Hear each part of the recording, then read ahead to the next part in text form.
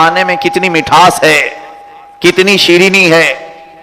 حضرت عمر نے کہا وہ سناؤ ہم کو، تو ان کی بہن نے اس وقت بھی ایمان کا جواب دیا، کہا عمر تم ابھی پاک نہیں ہو، غسل کر لو پھر میں قرآن تمہارے ہاتھ میں دوں یا میں قرآن تمہیں سناؤں۔ حضرت عمر کو پاک کرنے کے بعد ان کی بہن قرآن کی تلاوت کرنے جا رہی تھی، حضرت خباب اندر سے باہر آئے، حضرت عمر کا مزاج ٹھنڈا دیکھ کر کے وہ قرآن کی تلاوت کرنا شروع کرتے ہیں، طٰہٰ مَا أَنزَلْنَا عَلَيْكَ الْقُرْآنَ لِتَشْقَىٰ إِلَّا تَذْكِرَةً لِمَنْ يَخْشَىٰ۔ سورہ طٰہٰ کی آیتیں ابھی 6 آیتیں مکمل نہیں ہونے پائی تھی کہ حضرت عمر کی آنکھوں میں آنسو آنا شروع ہو گئے۔ یہ رب ذوالجلال کی طرف سے ہے، وہ قرآن کی ایک آیت سے بھی کسی کا دل بدل دے گا۔ اور کبھی کبھار ایسا بھی ہم نے دیکھا کہ پورا قرآن پڑھ کر چلے گئے اور گمراہ کے گمراہ ہی رہ گئے۔ وہ حضرت عمر تھے، 5-6 آیتیں ابھی سنی تھی سورہ طٰہٰ کی، دل مچلنے لگا، کہا بند کرو، میں جا کر کے محمد صلی اللہ علیہ وسلم سے ملاقات کرتا ہوں اور اس مسئلے کو ان سے میں سمجھتا ہوں۔ پھر وہاں سے نکل کر حضور پاک صلی اللہ علیہ وسلم کو ڈھونڈتے ہوئے زید بن ارقم کے گھر آئے، جہاں حضور اپنے صحابہ کے ساتھ گھر کے اندر تھے۔ اور یہ وہ زمانہ تھا جب حضرت امیر حمزہ رضی اللہ تعالیٰ عنہ اسلام لا چکے تھے، اور وہ بھی پہلوانوں میں سے تھے۔ مکہ میں 2 پہلوان مشہور تھے، ایک امیر حمزہ، دوسرے عمر ابن خطاب۔ یہ دونوں کی طاقت بہت مشہور تھی۔ حضرت امیر حمزہ اسلام لا چکے تھے اور وہ پہرے داری کے لیے حضور کے گھر کے دروازے پر ہی کھڑے رہتے تھے، کون آ رہا ہے جا رہا ہے ہر ایک کے اوپر نظر رہتی تھی۔ حضرت امیر حمزہ کو دیکھ کر کسی کی ہمت نہیں ہوتی تھی رسول کریم صلی اللہ علیہ وسلم کو ہاتھ لگانے کی۔ تو یہ حضرت عمر آئے اور تلوار لٹکاتے ہوئے آ رہے تھے، زید بن ارقم کے گھر کے پاس آئے۔ جیسے ہی حضرت امیر حمزہ نے دیکھا تو سمجھ گئے، عمر تو دشمنی میں کڑتا تھا اور مسلمانوں کو روز مارتا تھا، ان کی تو ایک جماعت بنی ہوئی تھی، ٹولی تھی مسلمانوں کو تکلیف دینے والی، آج عمر یہاں آیا ہے تو ضرور کوئی برے ارادے سے آیا ہوگا۔ تو حضرت امیر حمزہ یہیں باہر تلوار نکال کر قضیہ ختم کرنا چاہتے تھے، اندر آنے ہی نہ دیں، کیونکہ 2 پہلوانوں کی ٹکر تھی اور امیر حمزہ کے پاس پلس پوائنٹ میں ایمان بھی تھا، حضور صلی اللہ علیہ وسلم کے صحابی ہونے کا۔ لیکن پھر دل میں یہ خیال آیا پہلے حضور سے پوچھ لیتا ہوں۔ اندر گئے اور پوچھا کہ یا رسول اللہ صلی اللہ علیہ وسلم، عمر آ رہا ہے اور تلوار ہاتھ میں لٹکائے ہوئے آ رہا ہے، کیا کروں؟ اگر آپ حکم دیں تو دروازے کے باہر ہی کام تمام کر کے بھیج دوں۔ حضور نے فرمایا، حمزہ عمر اچھے ارادے سے آ رہا ہے، چھوڑ دو اس کا راستہ۔ یہ غیب داں نبی صلی اللہ علیہ وسلم کے فرمان ہے۔ حضرت امیر حمزہ نے کہا میں دیکھتا ہوں کہ اگر عمر اچھے ارادے سے آیا ہے تو میں اس کا راستہ چھوڑتا ہوں، اور اگر برے راستے سے آئے تو میری تلوار اس کا مقابلہ کرے گی۔ حضرت عمر جب دروازے پر آئے تو امیر حمزہ نے روک لیا، پوچھا کہاں جا رہے ہو، کیوں جا رہے ہو؟ صاف صاف حضرت عمر کا لہجہ ہی بدلا ہوا تھا۔ کہا میں نے سنا ہے اللہ کا کلام، طٰہٰ مَا أَنزَلْنَا عَلَيْكَ الْقُرْآنَ لِتَشْقَىٰ، میری بہن سے سنا ہے، انہی آیتوں کو کمپلیٹ حضور سے سننے جا رہا ہوں۔ اتنا جواب تھا، حضرت امیر حمزہ سمجھ گئے، راستہ چھوڑ دیا۔ اندر آئے، حضور پاک صلی اللہ تعالیٰ علیہ وسلم نے پوچھا عمر کس ارادے سے آئے ہو؟ حضور بہتر جانتے تھے۔ حضرت عمر تلوار زمین پر رکھتے ہیں اور کہتے ہیں اللہ اور اس کے رسول کے پیچھے چلنے کو آیا ہوں۔ اس بات پر رسول کریم صلی اللہ علیہ وسلم اتنا خوش ہوئے کہ 3 مرتبہ حضور صلی اللہ علیہ وسلم نے تکبیر بلند فرمائی، اللہ اکبر اللہ اکبر اللہ اکبر، اور صحابہ اکرام حضور کی آواز میں آواز ملا کر جب تکبیر بلند کیے تو روایت میں ملتا ہے کہ پورے مکہ کے گھر والوں نے وہ تکبیر کی آواز سنی۔ پھر پوچھا گیا یہ کیسی آواز تھی؟ تو اب بتانا پڑے گا کہ آواز کیسی تھی۔ باہر نکلتے ہی سب شور مچ گیا کہ عمر ایمان لا چکے ہیں۔ تو قریش یتیم ہو گئے تھے، 2 عظیم پہلوان وہ کھو دیے، ایک امیر حمزہ کو اور ایک حضرت عمر ابن خطاب کو۔ دونوں جب آئے، ظاہر سی بات ہے حضرت عمر کی یہ پہلوانی اور ان کی حمیت اور غیرت، جاہلیت کے زمانے میں بھی بزدلی ان کے اندر نہیں تھی، اور ایمان لانے کے بعد بھی بزدلی ان کے اندر تھی نہیں۔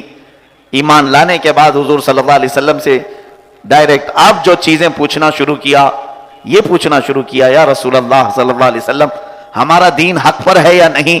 حضور نے فرمایا اے عمر کیوں نہیں، ہم حق پر ہیں۔ تب حضرت عمر نے کہا تو پھر گھر کے اندر چھپ کر کے کیوں ہم تبلیغ کریں، باہر نکل کر کے مسجد حرم میں نماز پڑھیں گے۔ تو خانہ کعبہ اس وقت مشرکین کے انڈر میں تھا، قریش کے انڈر میں، وہ کسی کو نماز کیا ایک رکوع اور سجدہ کرنے نہیں دیتے، وہ صرف بتوں کی پوجا کے لیے رکھا گیا تھا، اور جتنے ان کے دین کو ماننے والے لوگ تھے صرف انہی کے لیے حرم، مسجد حرم کھولی جاتی تھی۔ حضرت عمر حضور صلی اللہ علیہ وسلم سے اصرار کرتے رہے کہ یا رسول اللہ صلی اللہ علیہ وسلم چلیں، ہم مسجد حرم میں چلتے ہیں۔ حضور صلی اللہ علیہ وسلم نے پہلی مرتبہ حضرت عمر کے اس مشورے کو قبول فرمایا اور صحابہ کو لے کر چلے۔ 40 صحابہ تھے، 40واں نمبر حضرت عمر کا ہے ایمان لانے میں۔ پھر یہ صحابہ کی 2 صفیں لگائی گئیں، 2 صفیں حرم، مسجد حرم میں جا رہے ہیں، لائن لگا کر قطار میں 2 صفیں بنائی گئیں۔ ایک صف کے شروع میں حضرت امیر حمزہ تھے، دوسرے صف کے شروع میں حضرت عمر ابن خطاب تھے۔ دونوں سامنے چلتے جا رہے تھے اور پیچھے 20 صحابہ ان کے پیچھے چلے۔ رسول کریم صلی اللہ علیہ وسلم درمیان میں تھے۔ مکہ کی گلیوں سے گزرتے ہوئے مسجد حرم کی طرف جا رہے تھے تو اس وقت ابو جہل بھی بیٹھا تھا اور ابو لہب بھی تھا، بہت سارے قریش کے سردار بیٹھے ہوئے تھے، لیکن ہمت نہ ہو سکی کسی کی، اس لیے کہ انجن 2 بہت خطرناک ان کو نظر آ رہے تھے۔ دونوں صفوں کے آگے مقدم جو لوگ ہیں وہ انجن کا کام کر رہے تھے، کہیں ان کو ٹچ کیا جائے تو آفت خود کے اوپر آئے گی، اس لیے کسی نے کچھ نہیں کیا۔ حضرت عمر مسجد حرم میں سارے مسلمانوں کو لے آئے اور سب سے پہلے وہاں خطبہ حضور اکرم صلی اللہ علیہ وسلم نے دیا، اور قریب جتنے بیٹھے ہوئے تھے کافر و مشرکین سب منہ بسورتے ہوئے خاموش بیٹھے تھے، کسی کی کچھ ہمت نہ ہو سکی، اور سارے لوگوں نے علل اعلان نماز ادا کی۔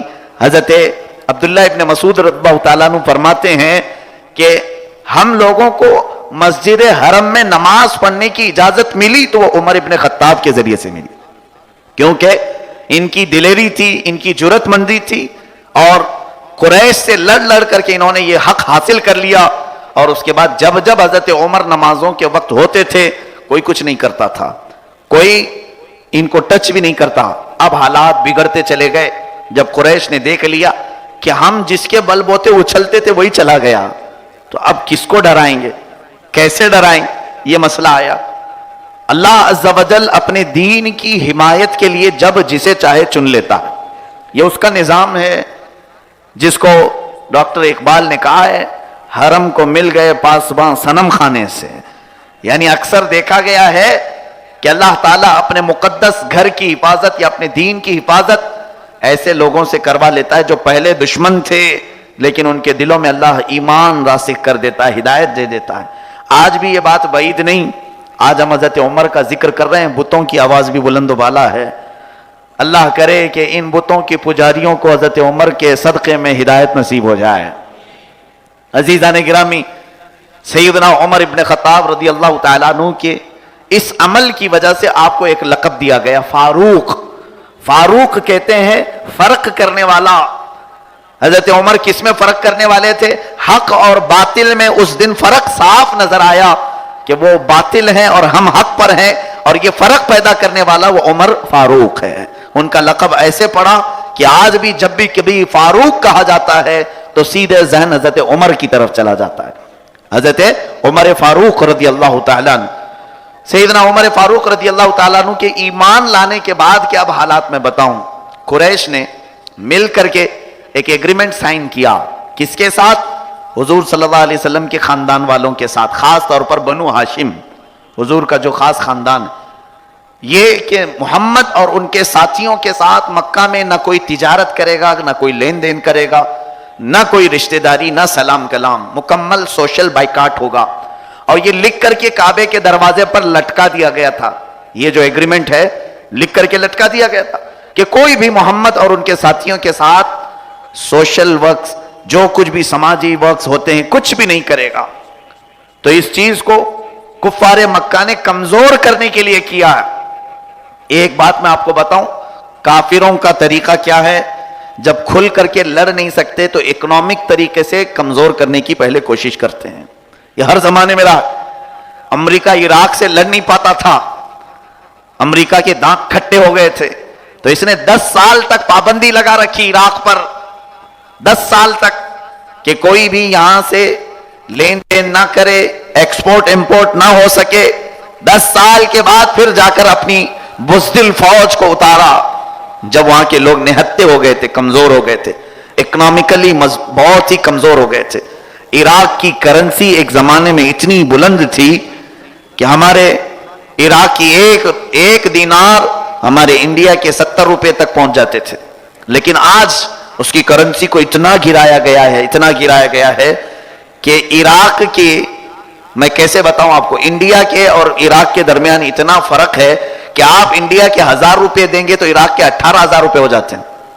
इतना लो करेंसी है, 18,000 रुपए। हमारे 1,000 रुपए, उनके 18,000 रुपए होते हैं।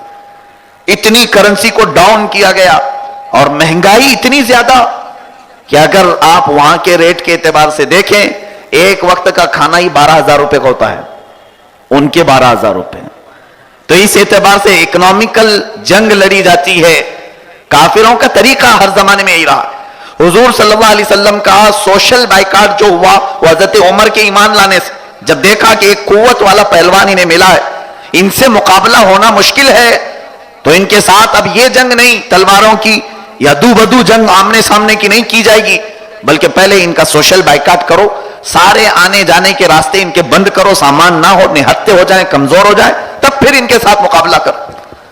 यही हाल इराक के साथ हुआ, यही हाल मुल्क शाम के साथ हुआ।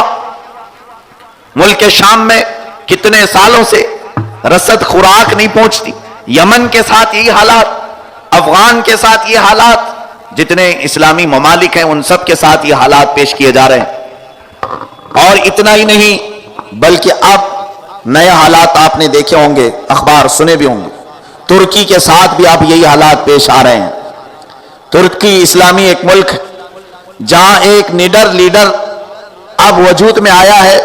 वो कुफ्फार और मुशरिकीन से आंखों से आंखें मिलाकर बात करने लगा है, बैतुल मुक़द्दस के मसले को उठाने लगा है, फिलिस्तीन के कमजोरों पर बात करने लगा है, बर्मा में होने वाले जुल्म के खिलाफ आवाज उठाने लगा है। तब फिर अमेरिका की नींद हराम हो चुकी है, यूरोपियन कंट्रीज की अब नींद खतरे में है। तुर्की के साथ मुकाबला ना होगा, इसलिए अब उसका सोशल बाइकाट किया जा रहा है। तुर्की पर पाबंदी लगाओ, उसकी करेंसी को डाउन करो। चंद दिनों पहले लीरा तुर्की में जो चलते हैं, उनकी कीमत 2 लीरा $1 के बराबर होते थे, यानी इंडिया के 26 रुपये का 1 लीरा था। लेकिन अभी देखा जाए तो तकरीबन गिराकर उसकी करेंसी को 9 रुपये तक लाया गया है। मेरे अजीजों, ये बातें मैं इसलिए कर रहा हूं कि ये इस जमाने की जंग इकोनॉमिकल लड़ी जा रही है, इक्तिसादियात के एतबार से लड़ी जा रही है। मुसलमानों को अब भी पतंजलि खरीदने का शौक है। ये सारी चीजें इसलिए होती हैं कि प्रोडक्ट्स ला करके तुम्हारी हलाल कमाई को गाय के पेशाब में डालने की कोशिश की जाती है। यहां पर मजहबी एतबार से भी मैं आपको बात करना चाहता हूं। जब इकोनॉमिकल तरीके से पूरी दुनिया लड़ रही है, तो आप भी उसी अंदाज से लड़ो कि हम अपने मुसलमान भाइयों के इकोनॉमिक को मजबूत करने की कोशिश करेंगे। हम तिजारती एतबार से उन चीजों की खरीदो फरोख्त करें जिन चीजों से इस्लामी ममालिक को फायदा पहुंचता हो। सऊदी को हटाओ, ये जालिम है, वो यहूदी हैं, उनका इस्लाम से ताल्लुक ही नहीं रहा है, इसलिए कि वो अमेरिका और यूरोप के पट्टू बने हुए हैं। बाकी रही बात, जो इस्लामी कंट्रीज हैं, इनको दबाने की कोशिश की जाती है। आज सारे मुसलमान इकोनॉमिकली इस जंग और इस जिहाद में शरीक हो सकते हैं, इस तौर पर कि तुर्की के साथ अगर ये मामलात पेश आ रहे हैं, सारा अमेरिका और यूरोप मिलकर एक इस्लामी कंट्री को दबाकर उसकी करेंसी को डाउन करना चाहता है, तो तुर्की के अवाम मामूली नहीं है। अल्हम्दुलिल्लाह उनकी हिम्मतों को मैं सलाम करता हूं। उन्होंने अपने कायद, अपने लीडर और अपने प्रेसिडेंट का ऐसा साथ दिया कि जिसके पास जो जो डॉलर था वो फाड़ कर जला दिया। कहा हम लेन देन करेंगे तो तुर्की की करेंसी में करेंगे, डॉलर में नहीं करेंगे, और तुर्की के प्रोडक्ट्स हम खरीदेंगे। तो तुर्की के अवाम ने सबसे ज्यादा अपने लीडर का साथ दिया। उसके अलावा दुनिया में जहां पर भी गैरतमंद मुसलमान हैं, सब आगे बढ़े और उन्होंने कहा जब हम डॉलर खरीद करके रख लेते हैं सेविंग में, तो उससे बेहतर है कि हम तुर्की की करेंसी खरीद करके रखेंगे। اس لیے کہ ہمارا ایک بھائی مضبوط ہو جائے. یہ میں آپ کو اگر سیاست کی باتیں لگ رہی ہوں آپ کو اور جدید انداز کی کہ یہ ٹاپک کہاں سے آیا، تو میں آپ کو جوڑ کے بتاؤں. رسول پاک صلی اللہ علیہ وسلم کا سوشل بائیکاٹ کیا کافروں نے، مکہ والوں نے، اس طور پر کہ کوئی چیز آنے اور جانے نہیں دیتے تھے مکہ میں. حضور پاک صلی اللہ علیہ وسلم کے ساتھ جو لوگ تھے انہوں نے فرمایا کہ حضور نے کئی دن پتے کھائے ہیں، درخت کے پتے کھائے جاتے، چمڑے کھائے جاتے تھے. قریش کو چمڑے کھانے پر مجبور کر دیا تھا. ایک صحابی حضرت سعد بن معاذ رضی اللہ تعالیٰ مدینے کے رہنے والے تھے اور مدینے کے عام آدمی نہیں تھے، رئیس آدمی تھے اور وہ ایمان لا چکے تھے پہلے ہی مدینے میں رہتے ہوئے ہی. جب انہوں نے دیکھا کہ حضور صلی اللہ علیہ وسلم کا اور یہاں کے مسلمانوں کا سوشل بائیکاٹ چل رہا ہے، وہ حضرت سعد بن معاذ کیسا ایمان ہے، یہی ایمان تو میں چاہتا ہوں کہ ہمارے دلوں کے اندر آ جائے.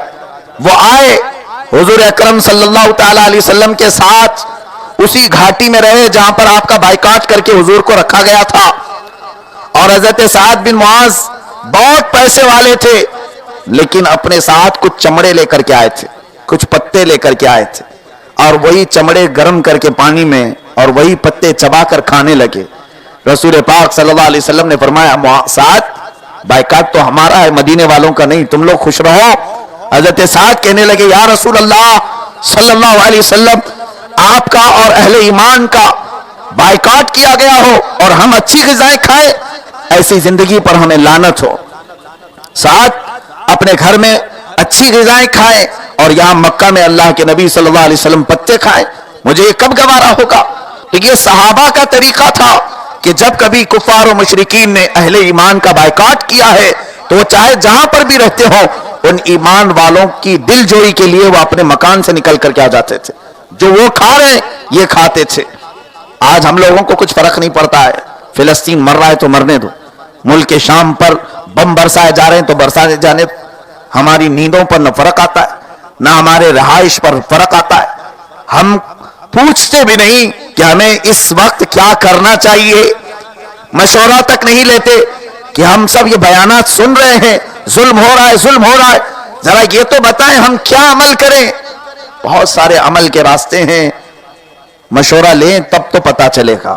عزیزان گرامی، سیدنا عمر ابن خطاب رضی اللہ تعالیٰ عنہ کی جرات مندی اور دلیرانہ پن اسلام میں بھی اس طرح سے قائم رہا کہ جب رسول کریم صلی اللہ تعالیٰ علیہ وسلم ہجرت فرما کر مدینہ طیبہ تشریف لے گئے تو حضور کے ساتھ صرف حضرت ابو بکر گئے تھے، لیکن جو صحابہ پیچھے رہ گئے تھے، جو بھی مکہ چھوڑ کر مدینے جاتا کفار و مشرکین جمع ہوتے اور اتنا مارتے کہ وہ خون ہو کر مدینہ پہنچتے تھے. بہت سارے ایسے صحابہ ہیں. حضرت مصعب بن عمیر، ان کی والدین ہی ان کو گنڈے لگا کر کے مارے تھے، اتنا مارا تھا کہ ان کے پورے جسم کو خون کر دیا تھا، حتیٰ کہ ان کی سگی ماں مصعب بن عمیر سے کہتی ہے کہ ہماری جائیداد سب تجھے نہیں دی جائے گی. انہوں نے کہا ٹھیک ہے رکھ لو، میں جا رہا ہوں مدینے. جانے لگے تو پھر پیچھے سے پکار کر کہتی ہے اے مصعب، تمہارے جسم پر جو لباس ہے نا وہ بھی ہمارے پیسوں کے ہیں. حضرت مصعب نے وہ لباس بھی اتار کے دیا، ٹاٹ کا کپڑا پہنا، گونی جو ہوتی ہے وہ ڈال کر کے مدینے پہنچے تھے. جب مدینے پہنچے تھے تو ان کے گھٹنے بھی ٹوٹ گئے تھے. اس حالت میں ہجرت کیے ہیں صحابہ، مکہ چھوڑا ہے، تجارت، مال و دولت، گھر بار، رشتہ دار، اعزاء اقربا سب چھوڑ کر کے گئے. لیکن یہ سب صحابہ ظلم کے شکار ہوئے. جو بھی ہجرت کرتا تھا کفار اسے مارتے تھے، لیکن تنہا ان سب صحابہ میں حضرت عمر کا ایک ہی نام ایسا ہے کہ جب آپ کو ہجرت کرنا تھا اچھے کپڑے پہن کر کے گھر سے نکلے، سارا سامان لے کر کے سواری پر لادا اور سب سے پہلے مسجد حرم میں آئے، نماز پڑھی اور خانہ کعبہ کے پاس ایک اونچے ٹیلے پر کھڑے ہو گئے اور زور سے اعلان کرنے لگے اے مکہ والو، عمر ہجرت کر رہا ہے، مکہ چھوڑ کر مدینے جا رہا. کسی کو ہمت ہے تو آ کر روک کے دکھاؤ. یہ ایمانی غیرت ہوتی ہے. بہرحال سارے صحابہ میں تھی لیکن سیدنا عمر ابن خطاب میں یہ جلال کچھ زیادہ ہی تھا. حضرت عمر کی یہی تعریف تو اللہ نے قرآن میں فرمائی اشداء علی الکفار. محمد صلی اللہ علیہ وسلم کے ساتھیوں میں کچھ لوگ وہ ہیں کہ کافروں پر بہت بھاری ہیں، بہت سخت ہیں. یہ اشداء علی الکفار سے مراد حضرت عمر ہی ہیں. حضرت عمر اعلان کرتے رہے, کسی کو قریب آنے کی ہمت نہیں ہوئی. حضرت عمر پھر اپنی سواری پر بیٹھ کر پورے مکہ کو 3 مرتبہ گلیوں سے گھمایا اپنی سواری کو. ہر گھر کے سامنے سے گزرتے تھے, شام ہو گئی کوئی نہیں آیا تو مدینے کے راستے پر چل پڑے. اور اس شان سے آپ کی ہجرت ہوئی, علل اعلان ہجرت کیا. ایمان لائے تو علل اعلان لائے, اور اس کے بعد نماز پہلی پڑھی تو علل اعلان نماز پڑھی, ہجرت بھی کیا تو علل اعلان ہجرت کیا.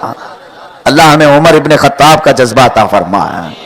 وہ قوت اور وہ جرأت مندی, جب کسی کے دل میں یقین راسخ ہو جاتا ہے تو اللہ تعالیٰ کی طرف سے غیب سے اس کے اندر توکل پیدا ہوتا ہے. وہ اپنے رب کی ذات پر ایسا بھروسہ کرتا ہے کہ آنے والے خس و خاشاک کو وہ نظر انداز کرتا ہے. یہ حضور صلی اللہ علیہ وسلم کے سچے جانثار ساتھی سیدنا عمر فاروق کے اندر بہت کامل جذبہ تھا. ہجرت کر کے جب مدینہ طیبہ آئے, آپ کو میں بتاؤں کہ اکثر حضرت عمر کی باتیں ایسی ہوتی کہ ان کی باتوں کے مطابق ہی قرآن کی آیت نازل ہو جاتی. یہ جو مشورہ دیتے تھے اسی مشورے کے مطابق قرآن کی آیت آتی. پہلا مسئلہ پیش آیا تھا یہاں پر مسجد نبوی شریف میں اذان دینے کا, تب حضرت عمر فاروق کا مشورہ قبول کیا گیا تھا. اس کے بعد جنگ بدر میں جو قیدی گرفتار ہو کر کے آئے, یہ پہلی جنگ تھی اسلام کی جس میں اللہ تعالیٰ نے ایک عظیم فتح عطا فرمائی ایمان والوں کو. کیسی فتح کہ یہ لوگ 313 تھے, وہ لوگ 1000 کی تعداد میں تھے, اور ان کے پاس سارے ہتھیار سامان سب تھے. اس میں حضرت عمر کے مشورے بہت کام آئے, اور جنگ میں اللہ نے ایسی فتح مبین عطا فرمائی کہ 140 لوگ پکڑے گئے, جس میں سے 70 مارے گئے اور 70 قیدی بنے, اور پورے ایمان والوں میں سے صرف 14 لوگ شہید ہوئے, 13 میدان میں اور 1 زخمی ہو کر راستے میں. کتنا بڑا فرق, 313 اور 1000, اور پھر 140, اس میں سے 70 مارے گئے 70 پکڑے گئے. جو 70 پکڑے گئے قیدی بن کر کے آئے, اب حضور صلی اللہ علیہ وسلم نے ان کے بارے میں مشورہ لیا, ان کے ساتھ کیا کرنا چاہیے, ان کے ساتھ کیا کریں. تو سب صحابہ الگ الگ مشورے دے رہے تھے. حضرت ابو بکر صدیق رضی اللہ تعالیٰ عنہ نے مشورہ دیا کہ یا رسول اللہ صلی اللہ علیہ وسلم, ان سے فدیہ لے لیں. فدیہ کہتے ہیں مال, ان سے کچھ مال لے کر ان کو, یعنی جرمانہ جیسے ہوتا ہے پینلٹی, ان سے یہ لے کر کے ان کو آزاد کر دیں, ہو سکتا ہے بعد میں اسلام لے آ جائیں. حضور صلی اللہ علیہ وسلم نے حضرت ابو بکر کے مشورے کو پسند فرمایا اور فدیہ لے کر کے ان کو آزاد کیا. لیکن حضرت عمر سے بھی مشورہ ہوا تھا, پوچھا گیا تھا ان کے ساتھ کیا کرنا چاہیے. حضرت عمر نے کہا ان کو کاٹ کے مارنا چاہیے, پہلے ان کو باندھ کے مارے ہیں, اس لیے کہ جتنا انہوں نے صحابہ کو مارا ہے اتنا ان کو بھی مارا جائے, کیونکہ مکہ میں جائیدادیں لوٹے ہوئے لوگ ہیں یہ, اور آپ کے نہتے صحابہ کے حضرت بلال ہیں, حضرت خباب ہیں, ان کو کم تکلیف دی ہے انہوں نے, ان کو پکڑ کر کے مارے ہیں. ان سے فدیہ لینے کا کوئی مطلب نہیں ہے, اللہ تعالیٰ مال بہت دے گا. حضرت عمر کا یہ مشورہ تھا. بہرحال حضرت ابو بکر کے مشورے پر حضور نے عمل فرمایا, یعنی فدیہ لے کر چھوڑ دیا. حضرت عمر کا مشورہ تھوڑا سخت تھا, لیکن آپ کو میں بتاؤں قرآن کی جب آیت نازل ہوئی, رب تبارک و تعالیٰ فرماتا ہے ما کان لنبی ان یکون لہ اسرا حتی یثخن فی الارض تریدون عرض الدنیا واللہ یرید الاخرہ. اللہ فرماتا ہے کہ نبی کو یہ فیصلہ کر لینا چاہیے کہ ان قیدیوں کے ساتھ وہی معاملہ کریں جو حضرت عمر کا مشورہ تھا. یعنی یہ آیت میں بات نہیں آئی ہے کہ حضرت عمر کے مشورے پر عمل کریں, یہ کہ ان قیدیوں کے ساتھ رحم کا معاملہ نہ کریں, اس لیے کہ زمین میں فساد مچانے والے ہیں, اور آپ لوگ مال کو دیکھ رہے ہیں, اللہ آخرت کو دیکھ رہا ہے. یعنی حضرت عمر کا مشورہ اللہ تبارک و تعالیٰ نے پسند فرمایا, اور اسی دن سے یہ بات مشہور ہو گئی صحابہ میں کہ حضرت عمر کی رائے اور مشورہ قرآن کی آیتوں کے موافق ہوا کرتا ہے.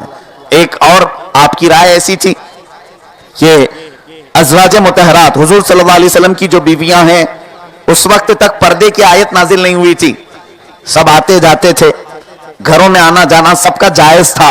حضرت عمر کو یہ پسند نہیں آتا تھا کہ کوئی رسول کی بیویوں کو بھی دیکھے, پردے کا حکم تھا نہیں. تو ایک مرتبہ حضور پاک صلی اللہ علیہ وسلم آرام فرماتے, کوئی حضور کے گھر میں داخل ہو رہے تھے, آپ نے سختی سے منع کر دیا, جاؤ باہر جاؤ. تو کہا کہ کیوں؟ کہا نبی کی بیویاں ہیں, گھر میں ہوں گی. کہا اس سے کیا ہے؟ حضور نے کبھی منع نہیں فرمایا، تم کیوں منع کرتے ہو؟ حضور اکرم صلی اللہ علیہ وسلم جب بیدار ہوئے تو حضرت عمر سے پوچھا کیا ہوا؟ کہا دل نہیں چاہتا کہ کوئی اور آپ کی ازواج مطہرات کی طرف دیکھے، کوئی غیر نہیں، صحابہ تھے۔ حضور صلی اللہ علیہ وسلم مسکرائے، اسی وقت جبرائیل امین آیت لے کر نازل ہوئے۔ اللہ تبارک و تعالیٰ نے آیت نازل فرمائی، 22ویں پارے کی آیت ہے، جس میں رب تبارک و تعالیٰ فرماتا ہے کہ نبی کی ازواج کو وَإِذَا سَأَلْتُمُوهُنَّ مَتَاعًا فَاسْأَلُوهُنَّ مِنْ وَرَاءِ حِجَابٍ، کہ جب کبھی تم نبی کی بیویوں سے کوئی کام ہو تو پردے کے پیچھے رہ کر کے بات کرو۔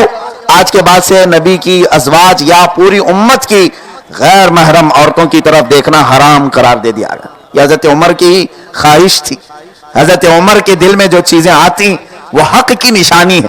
اسی طرح سے ایک بار مسئلہ ایسا آیا، کتنی باتیں ہیں ایسی جو قرآن سے ملتی جلتی ہیں۔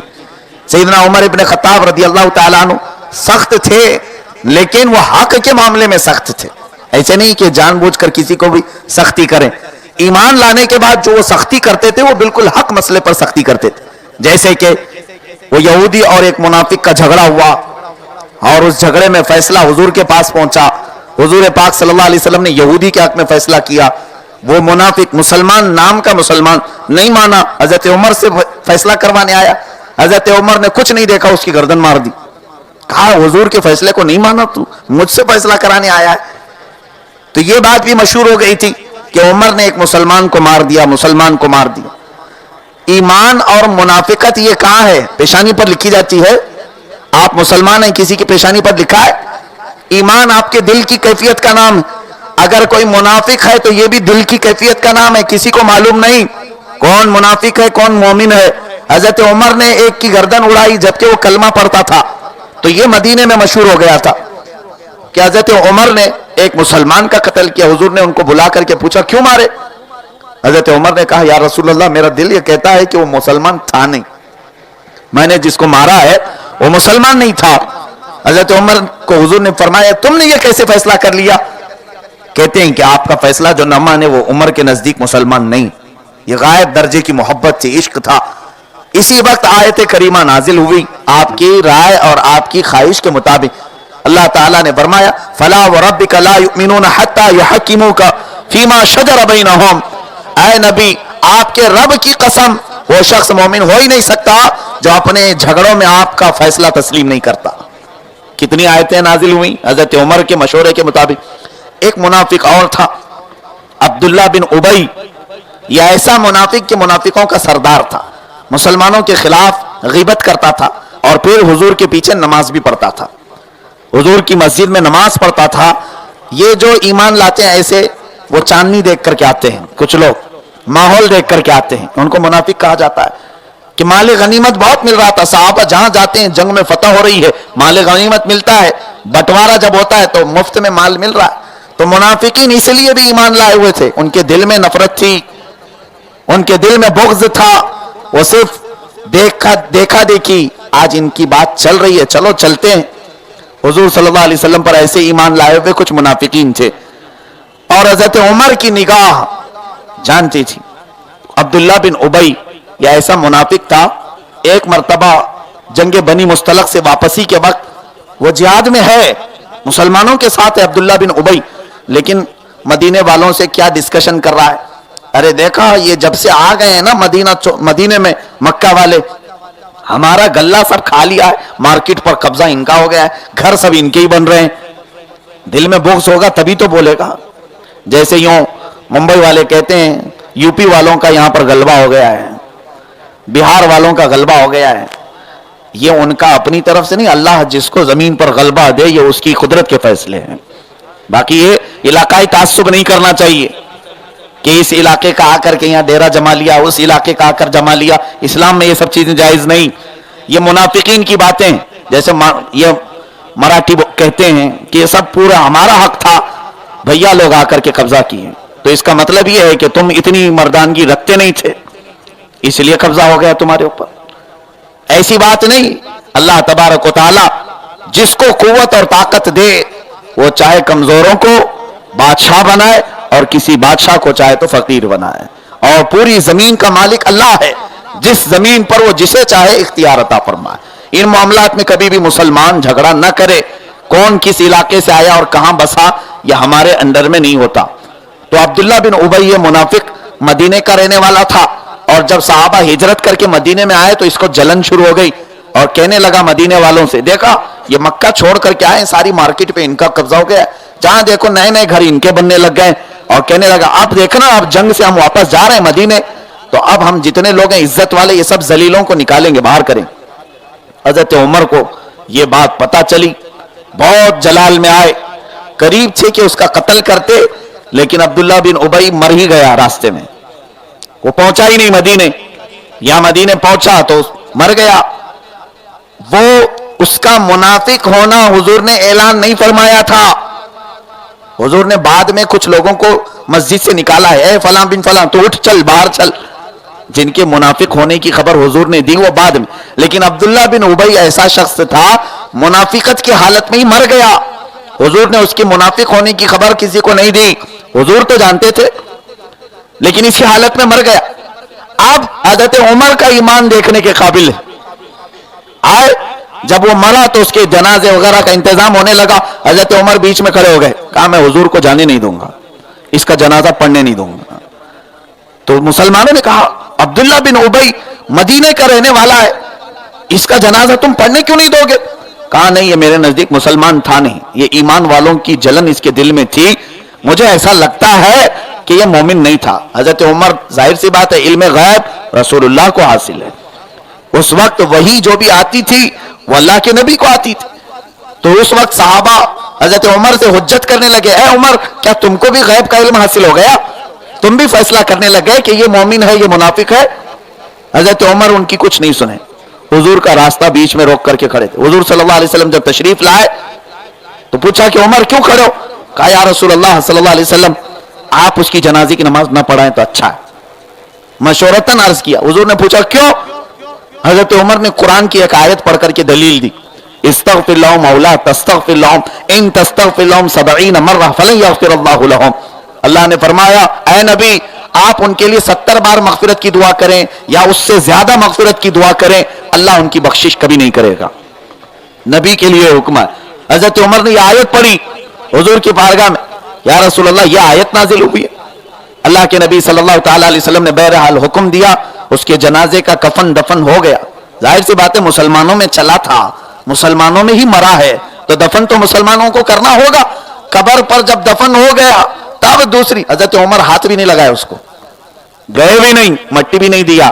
حضور صلی اللہ علیہ وسلم نے حکم دیا کہ اس کو کفن دفن تو کرو. عمر کہہ رہے ہیں کہ اس کے اندر ایسی ایسی عادتیں تھیں. بہرحال سب دفن ہو گیا, تب پھر دوسری آیت نازل ہوئی, وَلَا تُصَلِّ عَلَىٰ أَحَدٍ مِّنْهُمْ مَاتَ أَبَدًا وَلَا تَقُمْ عَلَىٰ قَبْرِهِ. اے رسول وہ منافقین ہیں, ان میں سے جب کوئی مر جائے تو نہ ان کی جنازہ پڑھیں نہ ان کی قبر کے پاس جائیں. یہ آیت نازل ہو گئی. حضور صلی اللہ علیہ وسلم نے فرمایا عمر جو تم کہتے تھے اللہ بھی اسی کو نازل فرمایا. یہ ہے حضرت عمر کے مشورے, حضرت عمر کی رائے. جب کبھی ایسے معاملات پیش آئے حضرت عمر فاروق رضی اللہ تعالیٰ عنہ نے جو مشورے دیے ہیں یقیناً اسی کے مطابق اللہ تعالیٰ کی آیتیں نازل ہوتی رہی, جس کی وجہ سے آپ کا لقب یہ ہوا الموافق رأیہ للوحی والکتاب امیر المؤمنین ابی حفص عمر بن الخطاب. سیدنا عمر فاروق رضی اللہ تعالیٰ عنہ کے نظام خلافت کو بھی میں تھوڑی سی آپ کے سامنے بتا دوں معاملات. آپ جب خلیفہ بنے یہ وقت ایسا تھا کہ حضرت ابو بکر صدیق رضی اللہ تعالیٰ عنہ صرف 2.5 سال خلیفہ رہے.